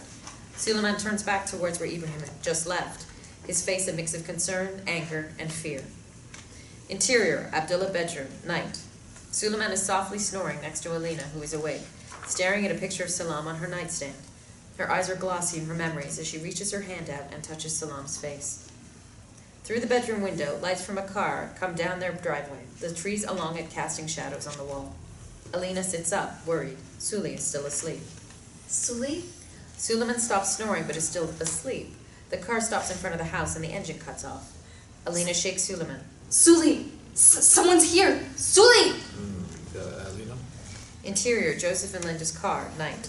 Joseph sits in his car alone outside of the Abdullah home, staring blankly through the windshield. He looks down at his lap. In his hand is Anthony's gun. What am I doing? He takes a deep breath and gets out of the car. Interior, Abdullah bedroom, night. Suliman is at the window looking down at Joseph and Linda's car. In Arabic. Should I call the police? Suliman sees Joseph get out of the car, taking his time to gather himself. Joe? Joseph? Tony's dad? Exterior, Abdullah home, night. Joseph leans on his car, contemplative. Out of his pocket, he pulls out Anthony's cigarettes. He opens the pack and takes one out. He lights it, takes a deep breath with his eyes closed, and starts coughing uncontrollably. The front porch light turns on. The front door pops open and Suliman steps out in a mismatched pajamas, boots, and a down jacket. Joseph tries to puff on the cigarette again, more successful now. Suliman approaches Joseph, hands in his pockets. Joe? You okay? It's pretty late. Nothing. Didn't know you smoked. I don't. These are Tony's. Suliman nods. Didn't know he smoked. Neither did I. Guess we missed a lot about our sons over the years. Joseph looks away, trying to collect himself. Would you like to come inside? I'll put on some tea. Joseph tosses the cigarette. Tony's in the hospital. VA. Don't have your number in my phone anymore. Couldn't get the passcode to Tony, so thought I should come here to tell you. Hospital? Is he okay? Joseph shakes his head, barely keeping it together. We got in a fight. an argument. He got violent. Then he tried. Joseph's shame gags him and can't get the words out. He pulled this out. He takes out the gun from his pocket and holds it out to Suliman with an open hand. No. After they took him, we found a trash bag full of empty whiskey bottles. It looks like he was up every night with a bottle of whiskey. And this, on top of his medication, The weight of Joseph's words are finally too much for him, and he leans on the hood of his car. Suliman catches him, hands on his shoulders. Joe, it'll be okay. Tony is a good boy and a strong man. He has us and our families. Together. Together we can help him through this. Where's Linda and Monica? Are they okay? Joseph shakes his head. Monica is home, scared, worried. Linda won't speak to me. Joseph pulls in Suliman for a hug. Suliman is surprised, but he receives it anyway. We should have been there for you. I am so sorry. We should have been there for you. Suliman was such a good boy. We really did love him so much. Suliman pats him on the back, forgiving him. They separate, Suliman still holding Joseph's shoulders. Joe, you're here now. That is what matters. Joseph nods. Now come inside, my friend. Alina will want to see you. Interior, Monica's bedroom, night. Monica is texting with Ricky Tully. Torn family pictures lay on her bed. The torn off portions of the pictures with members of the Abdullah family lay in the trash can beside her bed. Ricky, a gun? Me, I'm so scared. You were right. They brainwashed him. Interior, Lockhart living room, night. Linda has her hand over her mouth as she reads articles on her laptop with crumpled tissues around her. Multiple windows are open on her laptop desktop. A page with the title, How to Help a Military Service Member Who is Struggling, is hidden behind a news article, Islam's Obsession with Death. Interior, Abdullah home, night. Joseph sits with Suliman and Alina. They are all smiles and laughter as they look at old photos of their kids over tea and baklava. Interior, Ibrahim's bedroom, morning. Ibrahim lays awake in his bed, staring at the ceiling. Interior, Ertebak kitchen, morning. Ibrahim walks up to a note with a $10 bill next to it on the kitchen counter. He picks up the note and it reads, Emergency at the store. Take this for lunch. We'll be home late. Love, Mom. Ibrahim takes out his cell phone and texts his mother. Everything okay? Ibrahim opens the fridge and takes out a container. He eats a pita, dipping it into a Tupperware of hummus while looking at his phone at the kitchen table. He's looking at his Facebook newsfeed. He looks at an article with the headline, Muslims in America, Building Bridges in a Climate of Fear. Below it is the comment section where it reads, John Savage, go back to where you came from. Pat Rutherford, I second that. Close the borders. Kick them out. Interior, Westchester High School cafeteria, afternoon. Ibrahim sits alone, eating his lunch in silence. Exterior, Westchester High School parking lot, afternoon. Ibrahim walks to his car looking down at his cell phone. As he arrives, he sees that someone has dropped a large rock on the hood of his car, leaving a large dent and scratched the word terrorist in the paint multiple times all over the car. Exterior, Hasna's clothing store, afternoon. Ibrahim stares with his mouth open. He is looking at his mother's clothing store, Hasna's. One large front window has been shattered and has police tape going across it in an X. The words "Get Out" are spray painted on the other window in big letters. Two workers are inside sweeping the floor and packing up clothes to be stored. Hasna is in the front scrubbing the spray paint off the window. Ibrahim touches his mother's shoulder. Hasna jumps a bit at his touch and looks up at him with a ripped hijab and scrape across her cheek. She immediately grabs him and holds him tight to her chest and starts to cry on his shoulder. Ibrahim looks at his mother's wrecked shop with hard eyes. Interior, VA Hospital Psych Ward, morning. A female nurse places a paper cup on a table next to Anthony. He's watching television with a few other patients on a couch, his eyes glazed over from drug withdrawals. Around the room, there are men and women of all ages, all very medicated. One yelling patient moves around the room, screaming at walls. Another spaced-out patient in a urine-soaked gown wanders through the middle of the room, reaching out and touching anything or anyone that gets near him. Anthony sluggishly looks over at the cup. He picks it up and the pills in his mouth and swallows. The pills don't go down right away and he coughs, but he keeps trying to swallow them. Interior, VA hospital waiting room, morning. Suliman walks up to the desk where the receptionist, 30s Caucasian male in glasses, types away on an old desktop computer. The receptionist side-eyes Suliman over his glasses. Sir, I will call you when I'm ready for you. Please step on the yellow line. He looks down at the floor behind him where there's a ripped up yellow line made of masking tape. He steps back behind it with the visitor in front of the line shimmying backwards to make room. Suliman looks across the packed waiting room where Alina, holding a Tupperware, is sitting uncomfortably between two very large, hairy men in dirty wife beaters who can be smelled just by looking at them. At the same time, the receptionist eyes Suliman, but turns back to his computer when Suliman turns back facing him. Next. Suliman steps forward. Yes, sir. We are here to see Anthony Lockhart. We? Suliman gestures towards his wife. My wife. The receptionist slides a clipboard across the desk to Suliman. Fill out these forms and bring them back up here. If your wife would like to visit him as well, she can wait in line next like you did. Thanks. Suliman takes the clipboard and steps aside. He looks at the line, which is out the door. Can't she just come now? The line is very long. We didn't know. It moves fast. Please step aside. Next. Suliman looks back at the line and turns away, defeated. Interior, VA hospital waiting room, later, morning. Suliman and Alina look tired and uncomfortable as they sit huddled together in the crowded waiting room. Suliman looks at his watch. He starts to say something in Arabic, but catches himself with a quick glance around him. You should have just waited in line. You would have been through by now. It's okay, Sully. You didn't know it would take this long. A door with a sign that says, "Please wait here until you are called," opens and a chubby, bored-looking male nurse in a blue scrubs steps out. Suliman Abdullah. Suliman Abdullah? Suliman stands up. Alina puts the Tupperware she's holding into his hands. Tell him I love him and miss him. Suliman walks towards the nurse, who, after seeing him, looks concerned. Can you open that, please, sir? Suliman opens the Tupperware, showing the nurse it is full of baklava. Okay, step in here and wait a minute. Interior, VA hospital hallway, day. Suliman steps into the hallway as the nurse rounds the corner to the receptionist office. Suliman can hear the nurse whisper into a phone. He didn't tell me he's a Muslim. But hey, what rooms we have available? Put him in a room with a bunch of soldiers with PTSD. You kidding me? Alright, 214, thanks. He hangs up the phone and exits the room. Alrighty, this way. You doing alright today? Was the wait long? I heard it's just beautiful outside, but I've been cooped up in here all day. Interior, room 214, day. Suliman sits at a metal table with the Tupperware in front of him. He has his phone out, squinting with a scowl on his face and tapping at it as if it were a typewriter, in Arabic. No. Back. No. The door opens and Suliman stands up in anticipation. Anthony crutches in, abnormally bright-eyed and chirpy. Suliman moves to him and hugs him hard. Oh, it's great to see you too, Sully. Tony, my boy. Suliman steps aside and pulls out a chair for Anthony, then moves his chair to sit closer to Anthony.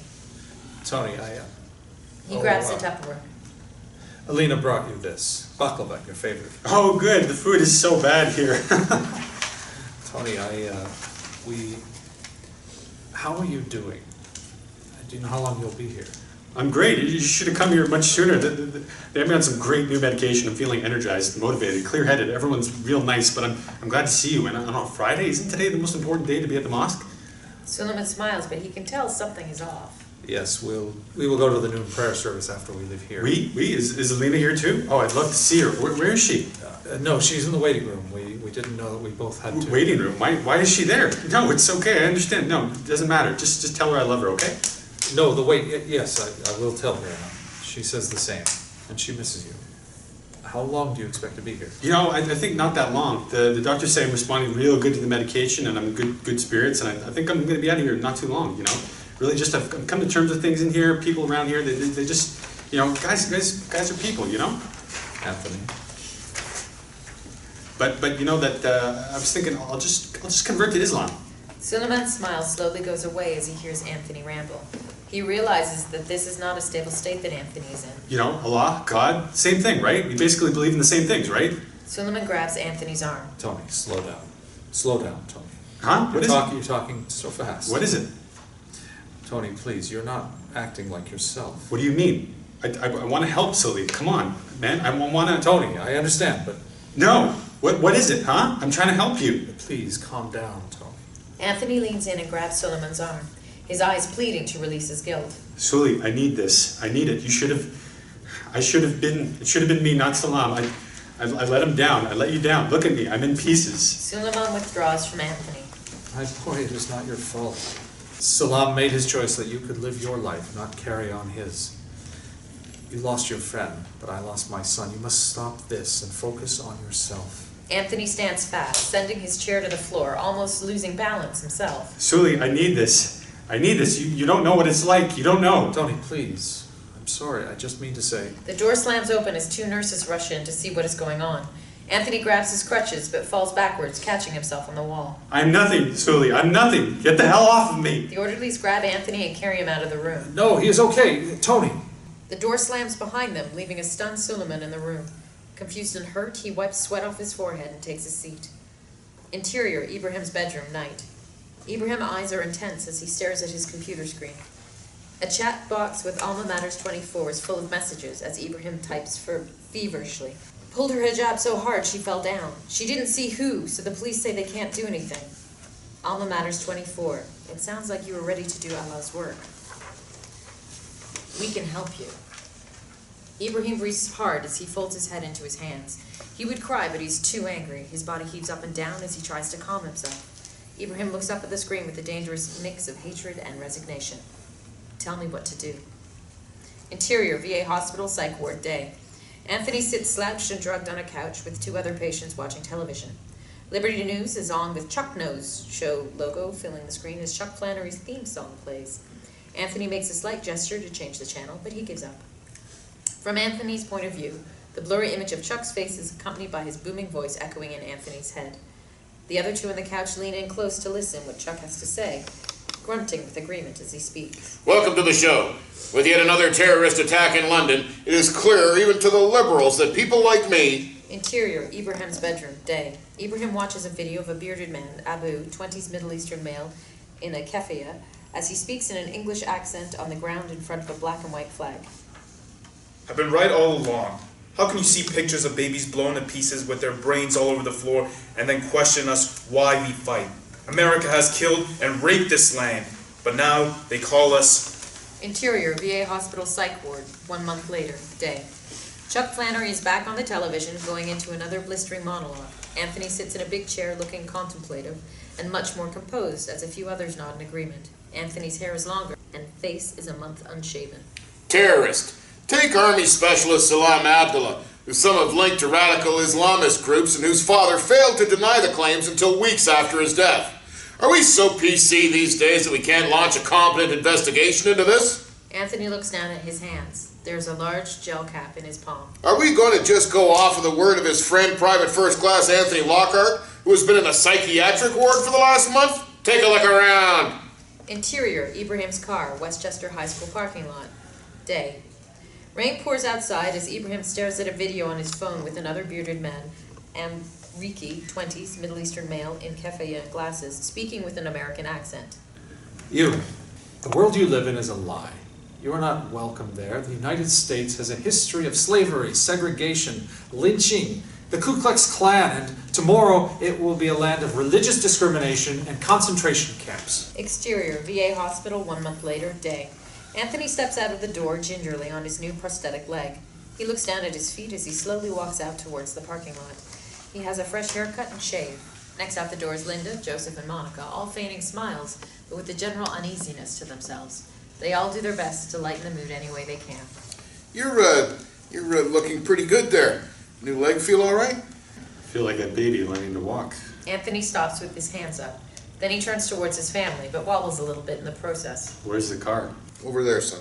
Anthony turns to the right and starts walking, slowly but steadily. Oh, actually, you know what? It's this way. He points in the other direction. No, this way. No, this way. You guys suck so much. Interior, Abdullah home, day. Suliman is hunched over his dinner table with a concerned look on his face as he holds his phone to his ear. It is ringing. On the kitchen counter there are bills and other mail. In the trash can are open letters that read, "I am going to kill you and your whore wife. And get out of my country, terrorist sand nigger." Hello? Hannah Arthur is not available. If you would like to leave a message, press 1. We'll wait for the tone. Beep. Hello, Hasna. This is Suliman Abdullah. Again. Please, I've left many messages. I would like to make another appointment with Ibrahim. And I would like to talk to you as well. Please get back to me soon. Thank you. Very important. Thanks. He ends the call and lays his head down with a frustrated sigh. His head raises and he has an idea. He picks up his phone and dials a number. It starts to ring. Interior, Ibrahim's car, day. Ibrahim's phone rings as he drives through a town with Christmas decorations lining the streets. It's his mother. He ignores the call, which brings back up his GPS navigation. Ibrahim fiddles with his heater. The dent remains on his hood, but most of the terrorist scratch marks have been buffed out, leaving his car with spotty paint everywhere. He looks down at his phone and turns left into a parking lot as indicated. He parks the car and starts to put on his gloves and hat. He looks out to the windshield at a big banner that says Oakwood, PA Gun Show. Interior, Imam Muhammad's office, day. Suliman sits across from Imam Muhammad in his office. Suliman looks on edge, emphatically talking with his hands while with tired, baggy eyes. Should we call the police? Imam, please, he's just a boy. He couldn't have meant what he said. And the town would erupt if word got out. It's bad enough as it is. I'm just worried for his safety. He's already getting bullied, you can tell. Imam Muhammad furrows his brow and nods. When was the last time you tried his mother? How did I not hear about this before? I left her a message this morning. I'm afraid when I talked to him that day, I yelled at him. Imam Muhammad leans forward, surprised. Yelled at him? She brought him in here because he was being bullied and you yelled at him? I'm surprised she didn't call me. Suliman puts his head in his hands and lets out a long sigh. Well, you should have heard him.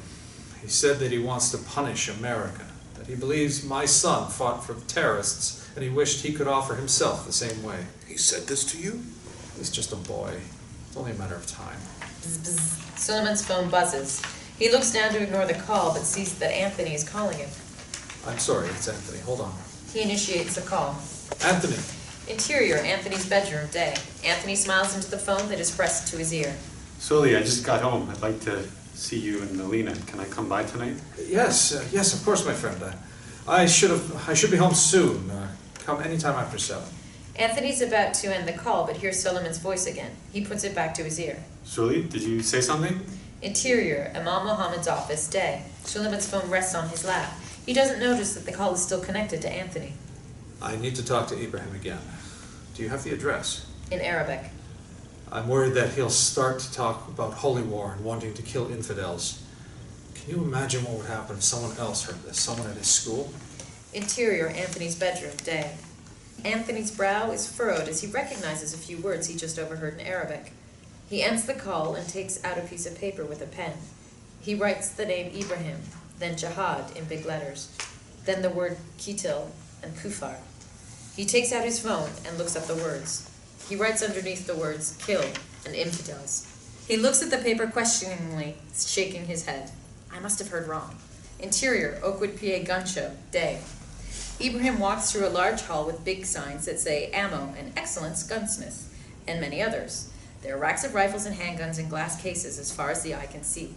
As Ibrahim walks down the aisles, a brown boy in the sea of Caucasian and black people, patrons look at him with either confusion or disgust. Ibrahim gets nervous and ducks into a tent. Interior, Gus's Gun Show tent, day. Inside of the tent, rifles line the walls and handguns are displayed on picnic tables. It is much more shabby in this tent than the presentations of the other vendors. Behind one of the tables, Gus, 40s, bald black man with a gut and camo jacket, sits cleaning a revolver. Hey there, welcome to Gus's Gun Show. He takes a closer look at Ibrahim. The hell are you doing here? Ibrahim thinks fast. Hola, ¿cómo estás? Me llamo Jose. Gus asks to himself. Ha ha! Mexican. Damn, I thought you was one of them Aloha snack bar types. Well, anyway, get on in here. What can I do you for? Ibrahim takes out a wad of cash and holds it up for Gus to see.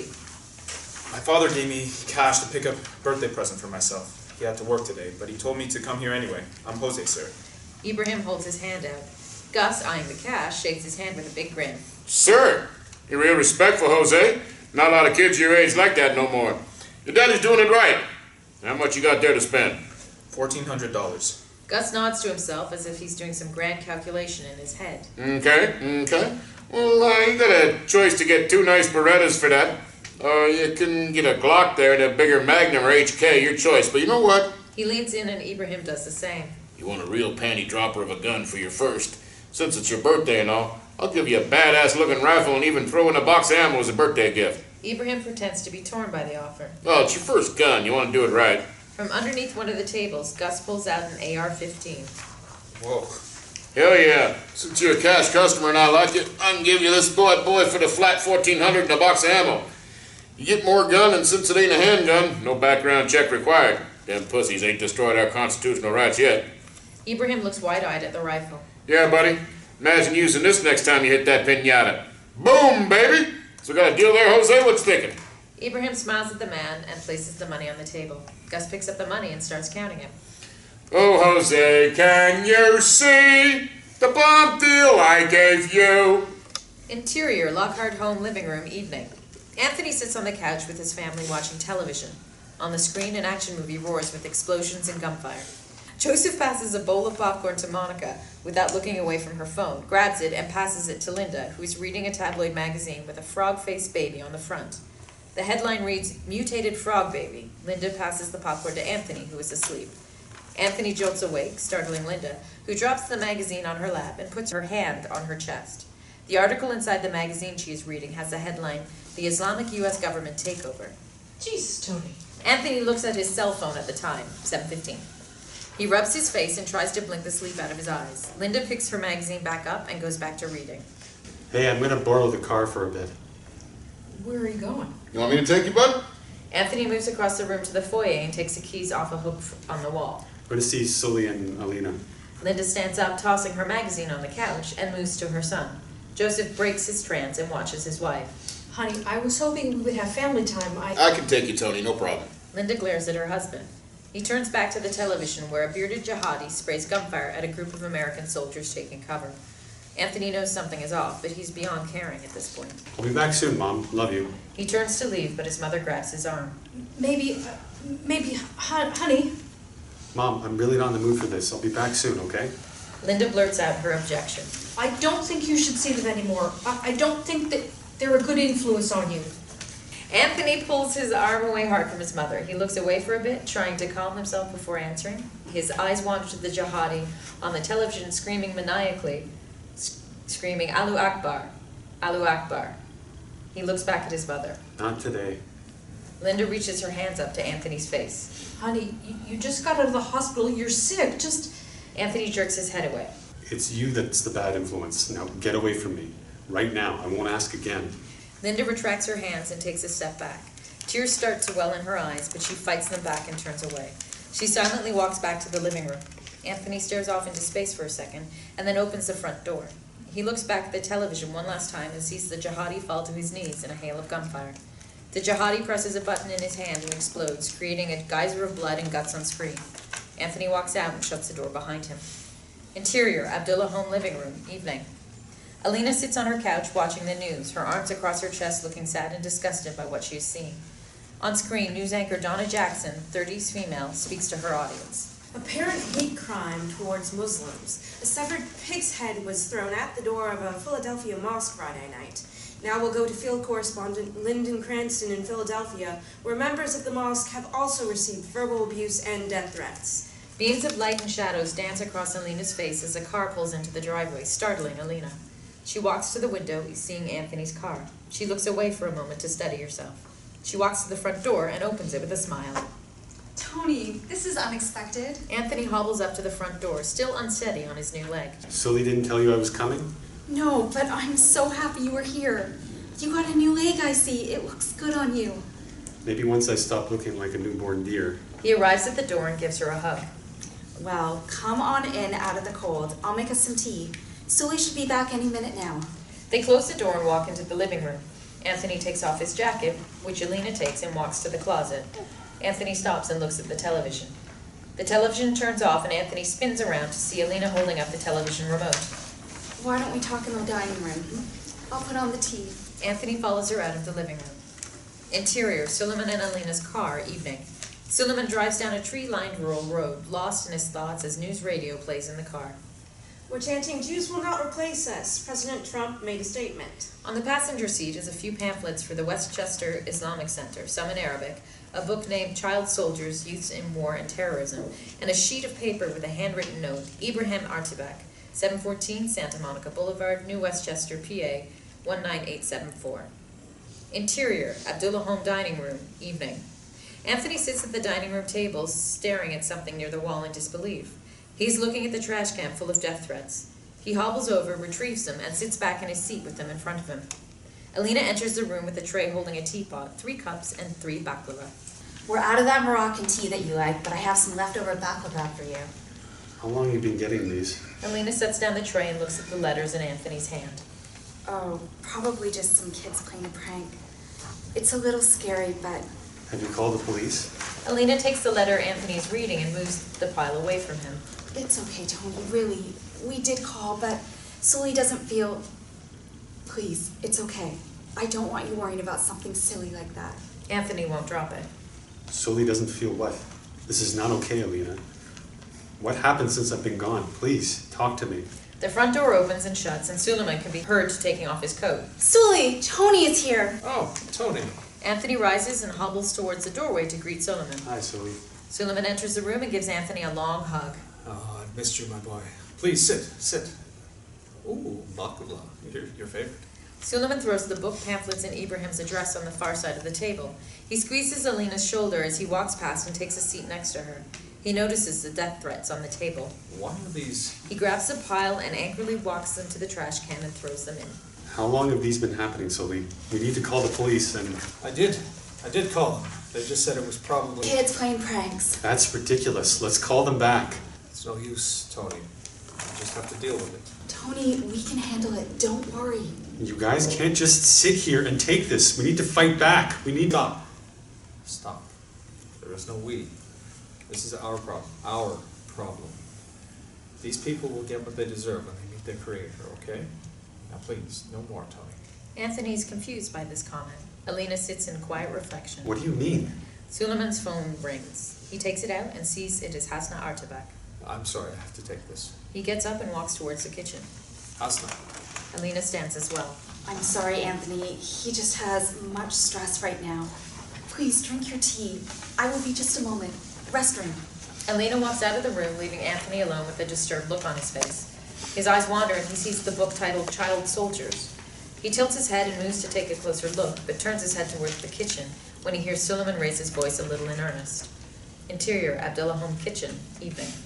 Suliman pleads into his phone to Hasna. Please, Hasna. Ibrahim said some very disturbing things the other month. I brought him to you because he was getting bullied and you bullied him too? Don't call me anymore. Don't leave me messages. Don't! I must speak to Ibrahim again. Interior, Abdullah Home Dining Room, evening.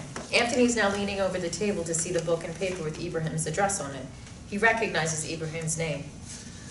I'm afraid he thinks that he wants to be part of some holy war.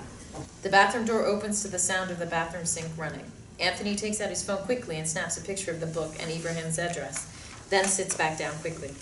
Interior, Abdullah Home Kitchen, evening. Suliman continues to plea on the phone with Hasna. Hello, Hasna, hello! Suliman looks at his phone and sees the call was ended. He throws his phone on the counter and hunches over it, frustrated. After a moment, he returns to the dining room. Interior, Abdullah Home Dining Room, evening. Suliman enters the room to see Alina and Anthony looking up at him. I'm sorry, Tony, but something came up and I have to go out again. Came up. Sully? It's okay, Sully. I really should get home as well. Anthony stands and squeezes Alina's forearm. I will see you guys soon. Alina stands, a bit confused, but feigns a smile. Oh, okay, Tony. Well, please take the baklava. I will make you more for next time. Anthony puts one in a napkin, and Alina puts in the other two. Suliman and Alina walk Anthony to the door. Alina takes out Anthony's coat and hands it to him. Please, come more often, Tony. I will. Yes, Tony, I'm sorry about this. I will call you tomorrow. We can have dinner here. Okay. Anthony steps out the door and Suliman closes it behind him. Suliman then hurriedly walks to the dining table and grabs a paper with Ibrahim's address on it. Sully, what is going on? You're acting crazy. Suliman hurriedly grabs his coat and starts putting it on. I need to talk to that boy before he does something he will regret. What boy? Suliman zips up his coat. It's better that you don't know. Sully? What boy? Suliman hurries out the door, leaving Alina confused by herself. Exterior, Artabak household, night. Moonlight shines through the cold night air, lighting up the street sign Santa Monica Drive, as it softly sways in the wind. Ibrahim's car slowly drives up the street. Interior, Joseph and Linda's car, night. Anthony watches Ibrahim as he gets out of his car and moves to the trunk. Ibrahim opens the trunk and fiddles with something, but Anthony can't see what it is. He then notices Suliman's car driving up the street. Exterior, Artabak household, night. Ibrahim runs his fingers over his new prize from the gun show. He turns as he sees headlights come down the street towards him. He watches as the car parks next to his driveway, and he sees Suliman get out of the car. Ibrahim takes out his backpack from the trunk and closes it. Ibrahim, please, wait a moment. I must speak with you. Ibrahim walks backward towards his front door, in Arabic. I am sorry, Mr. Abdullah, but I really have to get inside. I have homework. Ibrahim, please, wait a moment. I must speak with you. Ibrahim walks backward towards his front door, in Arabic. I am sorry, Mr. Abdullah, but I really have to get inside. I have homework. Ibrahim, please. What you said last time we spoke about punishing people. I'm sorry, Mr. Abdullah. I know that it scares you. What I do for you and all the children of Islam. Ibrahim, stop this madness. You don't know what you're talking about. You're being manipulated. Interior, Joseph and Linda's car, night. Anthony watches as Suliman yells at Ibrahim in Arabic. The front door of Ibrahim's house opens and Hasna comes out, screaming at Suliman, waving her hands at him, apparently telling him to leave. Exterior, Artabak household, night. Hasna is now between Ibrahim and Suliman, waving her arms wildly at Suliman and yelling at him. A few neighbors' lights turn on and people stare out their windows at the spectacle. In Arabic. Get away from my son! I told you to stay away! Have you not heard what he says? Ibrahim, tell her what you told me. Mom, please make him go. I don't want to talk to him anymore. Ibrahim, go inside. Leave, Suliman. Leave or I will call the police. Ibrahim hurries into the door. Interior, Joseph and Linda's car, night. Anthony watches as Hasna continues to yell at Suliman. Suliman eventually walks back to his car and leaves as Hasna retreats back into her home. Anthony's face is stone cold. Interior, Artabak household foyer, night. Ding. Hasna is startled by the doorbell. She slowly checks who it is through the peephole. Ibrahim calls from the top of the stairs. Omi, who is it? Hasna opens the door a crack. Hi, I'm Tony. Can I speak with Ibrahim? I'm a friend of Suliman's.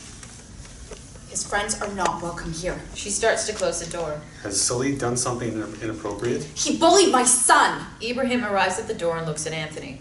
Ibrahim? Remember me? I'm Tony, Monica's brother. I was gone for a while. I know who you are. What do you want? Yeah, I'm sorry about Can I come in? It's pretty cold out here. I'm just concerned about you and Sully. That man yelled at my boy after I took him there to mentor him. He speaks of violence and jihad. Anthony and Hasna's jaws drop at Ibrahim. He thinks of another trigger. He decided to convert to Islam, and he said I should follow in his son's footsteps. No, you must be mistaken. You should speak to your friend, not me. In Punjabi. You didn't tell me this. Sully wouldn't say that. Ibrahim. Ibrahim pulls his mother away from the door. Please leave. My mother has had enough for today. He closes the door in the face of the stunned Anthony. He slowly turns to walk away when the door opens again. Tony, thank you for your service. Interior, Artabak household bathroom, night. Ibrahim uses a razor to shave his arms, then his chest and legs. He cuts his fingernails and toenails. There's a knock at the door. Ibrahim puts a shirt on and opens it a crack. Hasna stands outside. In Punjabi. Ibrahim, can I talk to you a moment? In Punjabi. Yes, mother. One moment. In Punjabi. I will wait in your room. He closes the door and puts on his pants. He exits and steps out to his mother. Interior, Ibrahim bedroom, night. Hasna sits on Ibrahim's bed, looking at a picture of Ibrahim standing next to his father, Hassan. She has sadness in her eyes, but she smiles as she thumbs their faces. Ibrahim walks in and sits next to his mother. They speak in Punjabi. He loved you so much, Ibrahim, and I know he would be so proud of the man you have become. Ibrahim looks at the picture. No, not yet. There's nothing to be proud of yet. Hasna looks at her son. Ibrahim studies the face of his smiling father. I know that you are hurting my son. I know that. Life is not fair right now. But it is times like these that we are tested as human beings. The way we respond to the world when the world turns its back on us. Ibrahim's eyes are red as tears well in his eyes. His mother cradles his face in her hands as she turns it to face her. Tears slide down his cheeks as his eyes meet hers. You are a good boy and a strong man. This talk of punishing, of hate, this isn't you, my son. You are good, you are peaceful, you are loving. Even as the world demonizes us, we cannot become the monsters they tell us we are. Once we give in to hate, we are no better than the animals who wrong us. But if we counter it with love, we can change the world. Ibrahim hugs his mother and cries. She cradles her boy. I love you, my son. Always know that I love you so much. You are everything to me. Hasna closes her eyes, holding the last thing she has in the world. Interior, Artabak household bathroom, night. Ibrahim stares at himself in the mirror, face red from his tears. He looks down and his fingers slide down the blade of scissors on the bathroom counter. He picks up the scissors and takes a clump of his hair. He cuts it and drops a pile of hair in the sink. He takes another clump and cuts it off, then another, then another. After he is done, Ibrahim looks at himself in the mirror. His scalp is shaved. Ibrahim's eyes turn fierce. Match cut to. Interior, Lockhart home bathroom, early morning. Anthony's eyes are fierce as he looks at himself in the mirror. He looks down to the counter. There's a blue pill sitting on top of a prescription pill bottle. He picks it up. He looks at himself again. Then he puts the pill back in the bottle and exits the room. Interior, Lockhart home foyer, early morning. Anthony closes the front door slowly, barely making a sound. On a table underneath the key hooks, there's a note saying, "Had to run an errand. We'll have the car back before you go to work. Tony." Interior, Joseph and Linda's car, early morning. Anthony pulls up to Suliman's house and turns off his car. He takes a moment to gather himself. He runs his fingers through his hair, searching for strengths. In the middle of this, he's surprised to see that Suliman exits his house, moving hurriedly to his car. Suliman spots Anthony's car and stops. Anthony, caught, steps out of his car. Exterior, Abdullah home, early morning. Suliman watches Anthony as he gets out of his car and moves over to Suliman. Tony, is everything okay? Anthony saunters up to Suliman, hands in his pockets. I'm not really sure, Sully. Suliman is confused. Is there something you need to say, Tony? I'm actually in a rush right now. Why were you at the boy's house last night? How do you know where I was? Were you following me? Anthony steps closer to Suliman. Sully, why were you at that boy's house? Suliman starts to walk towards his car. I don't have time for this. Anthony steps in front of him and holds his hand to Suliman's chest. You need to talk to me, Sully. What's been going on with you? Why are you talking about jihad and kafar? Why are you visiting the boys at night? And his mother screaming at you to leave. Tony, I am helping that boy too. Suliman tries to step past Anthony, but Anthony pushes Suliman hard, sending him back a few steps. Do you know how much shit I've gotten trying to defend you? Telling everyone how you're a good man? How you don't deserve their suspicion? Suliman looks at his godson, horrified. Tony, how could you think that? Tell me, Sully. What the hell is going on? Don't you lie to me. You can never understand what we have to go through. The lies, the hate. This is the problem of the world. You are the terrorist, Tony. I'm just trying to fix the problem people like you create. Anthony tries to push Suliman, who steps back, and Anthony loses balance and falls to the ground. I trusted you. He tries to stand, but his prosthetic leg buckles sideways, and he falls to the ground again. Suliman looks at Anthony for a few moments before he gets in his car. We'll talk when you've calmed down. He starts the car and drives off, leaving Anthony crawling towards his own car. Anthony finally arrives at his car and gets his phone from inside. He dials 911 and presses send. Hello? I need to report a possible terrorist threat. Cut to black. Interior, Artabak household hallway, morning. Hasna walks down the hallway to Ibrahim's room. She tries to open the door. It's locked. She knocks. Ibrahim? Interior, Ibrahim's bedroom, morning. Ibrahim sits up from the floor where he has his forehead pressed to the ground. Omi? I'm going to the store early. I left breakfast for you. I'll be back late tonight again, okay? Okay, Mom. Love you. Interior, Artabak household hallway, morning. Hasna smiles to herself. She turns and walks down the hallway. Interior, Suliman and Alina's car, morning. Suliman sits in his car across the street from Ibrahim's house. He watches as Hasna gets in her car and drives away. Time passes, and then he sees Ibrahim, wearing a beanie and winter coat, exit the house and get in his car. As Ibrahim pulls his car out of his driveway, Suliman starts his car and follows him. Exterior, Westchester High School parking lot, morning. Ibrahim parks his car and turns off the engine. He pops the trunk and gets out. He's arrived to a full parking lot with no other kids in it. Classes have already started. He moves to the trunk of the car and opens it. Interior, Suliman and Alina's car, morning. From across the parking lot, Suliman watches Ibrahim as he fiddles around in his trunk. Suliman can't see what is going on, so he starts his car and starts to drive around the car to see what Ibrahim is doing. Exterior, Westchester High School parking lot, morning. As Suliman's car creeps towards Ibrahim's car, a school security guard notices Suliman's car from his security vehicle across the parking lot. Interior security guard vehicle, morning. Security guard, 30s, watches as Suliman's car glides around the back of the parking lot. He pulls out his radio. This is Guard 710 to dispatch. We have a vehicle here that matches the description. Requesting a cruiser to Westchester High School parking lot. Over. Exterior, Westchester High School parking lot, morning. Ibrahim checks the magazine he just loaded of his new purchase and loads it into the chamber. He holds up a user's manual and reads the instruction. He tosses it aside and pulls back on the site. Confused, he picks up the manual again, tosses it, then pulls back on the charging handle, loading around into the chamber. He pulls his hand on the pistol grip and flicks the safety off. Interior, Suliman and Alina's car, morning. Suliman watches Ibrahim from his parked car about 50 feet behind him. He still can't see what Ibrahim is doing, but he has found the closest vantage point he can get. Ibrahim takes a step back and closes his trunk. As he moves around his car, Suliman finally is able to see that Ibrahim has an AR-15 in his hands, and as he walks towards his school. Suliman's eyes go wide, and he exits his car. Exterior, Westchester High School parking lot, morning. Ibrahim walks towards the entrance of his school with hatred in his eyes. Ibrahim! Ibrahim turns and sees Suliman running towards him with his hands up. He turns and starts running towards the school. Suliman runs through cars as he passes through the parking lot, perpendicular through the rows. Ibrahim, stop! Just as he sees Ibrahim enter the doors of the school, Suliman is cut off by a police cruiser. A policeman, 30s, gets out of the car and grabs Suliman. No, he's got a gun, stop, he's got it! The police officer slams Suliman onto the hood of the cruiser hard. He takes out a pair of handcuffs and slaps them onto one of Suliman's wrists. Sir, you're under arrest for... Gunshots erupt inside the school and the officer looks up. Suliman turns and pushes the police officer to the ground and bolts for the door. The officer gets up and pulls out his gun, but decides he shouldn't shoot at Suliman in the same direction of the school. As Suliman enters the building, the officer yells into his radio. Shots fired inside Westchester High School. 2 suspects have entered the building, requesting backup now. Interior, Westchester High School, various, morning. Suliman enters the school to see kids running out and others hiding inside of bathrooms and classrooms.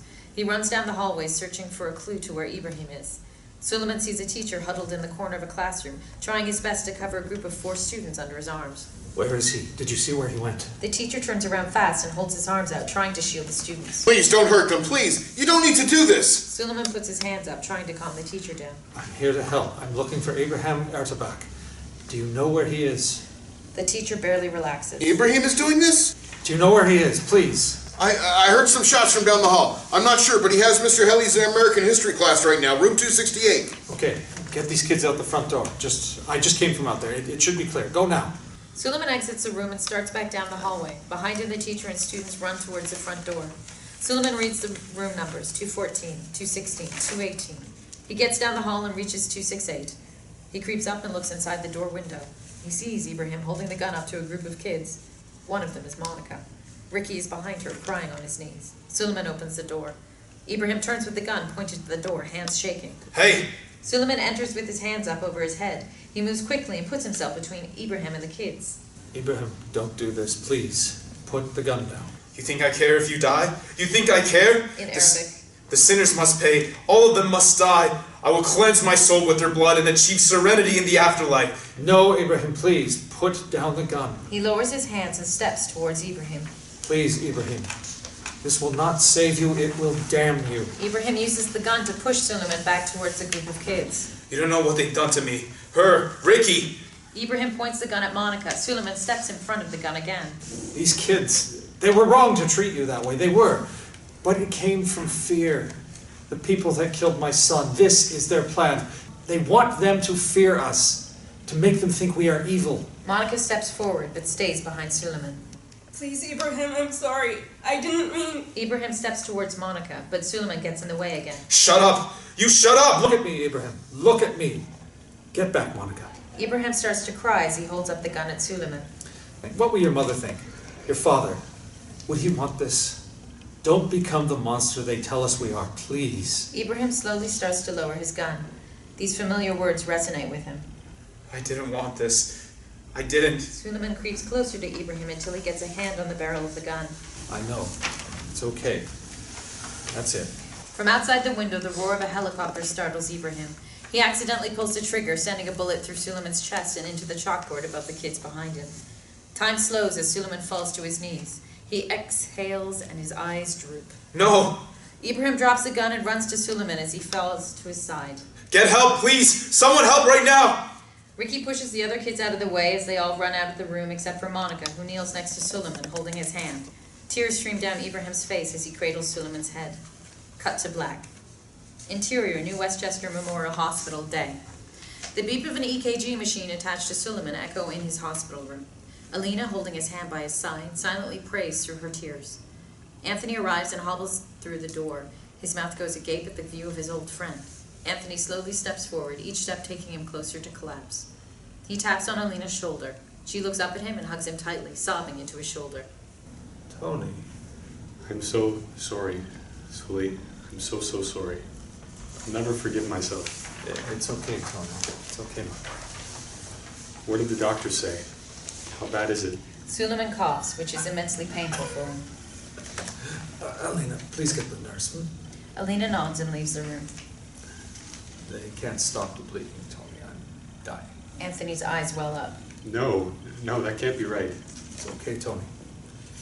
I've lived a full life. I found the love of my life. I got to see you and my son grow up together. I got to see my son honored as a hero.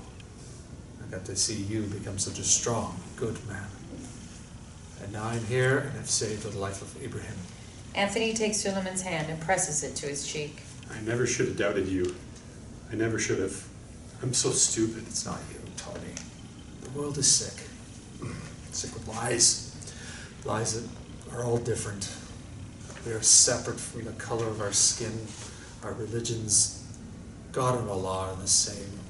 You and I are the same. We are all children meant to love and cherish one another. Do not pray for me. Pray for this world to heal. Anthony looks at his old friend with sad, reverent eyes. Alina returns with the nurse who attends to Suliman as Anthony backs up towards the doorway. He puts his arm around Alina as they watch nurses and doctors do their work. Cut to black. Interior, Westchester Islamic Center, day. Suliman's body, wrapped in white sheets, lays in front of the mosque congregation as everyone prays. The room is full of people. Ricky and his family are seen on the side of the room, eyes cast down. Imam Muhammad leads the prayer. Anthony prays quietly with a solemn face. Next to him, his sister Monica gently weeps under his arm, while his father Joseph holds Linda under his. A hand gently grabs Anthony's shoulder. He turns to see David from Red Lobster. Sarah and their daughter Cindy standing behind him, wiping tears from their faces. David gives a solemn nod to Anthony. Anthony nods back and grabs David's hand before turning back to pray with a slight smile. Exterior, cemetery, day. Linda holds Alina as they stare at Suliman's freshly buried grave. Joseph, Anthony, and Monica stand next to them. Anthony steps forward and kneels next to the gravestone. He pulls out his bronze star out of his pocket and places it on the stone. Fade to black. Before credits, super. Over 5,800 self-identified Muslims currently serve in the U.S. military. Over 3.3 million Muslims live in the United States. Over 1.6 billion Muslims live on Earth. This film is dedicated to the victims and their families of terrorism across the world, including those who have experienced prejudice as a result of ignorance and fear.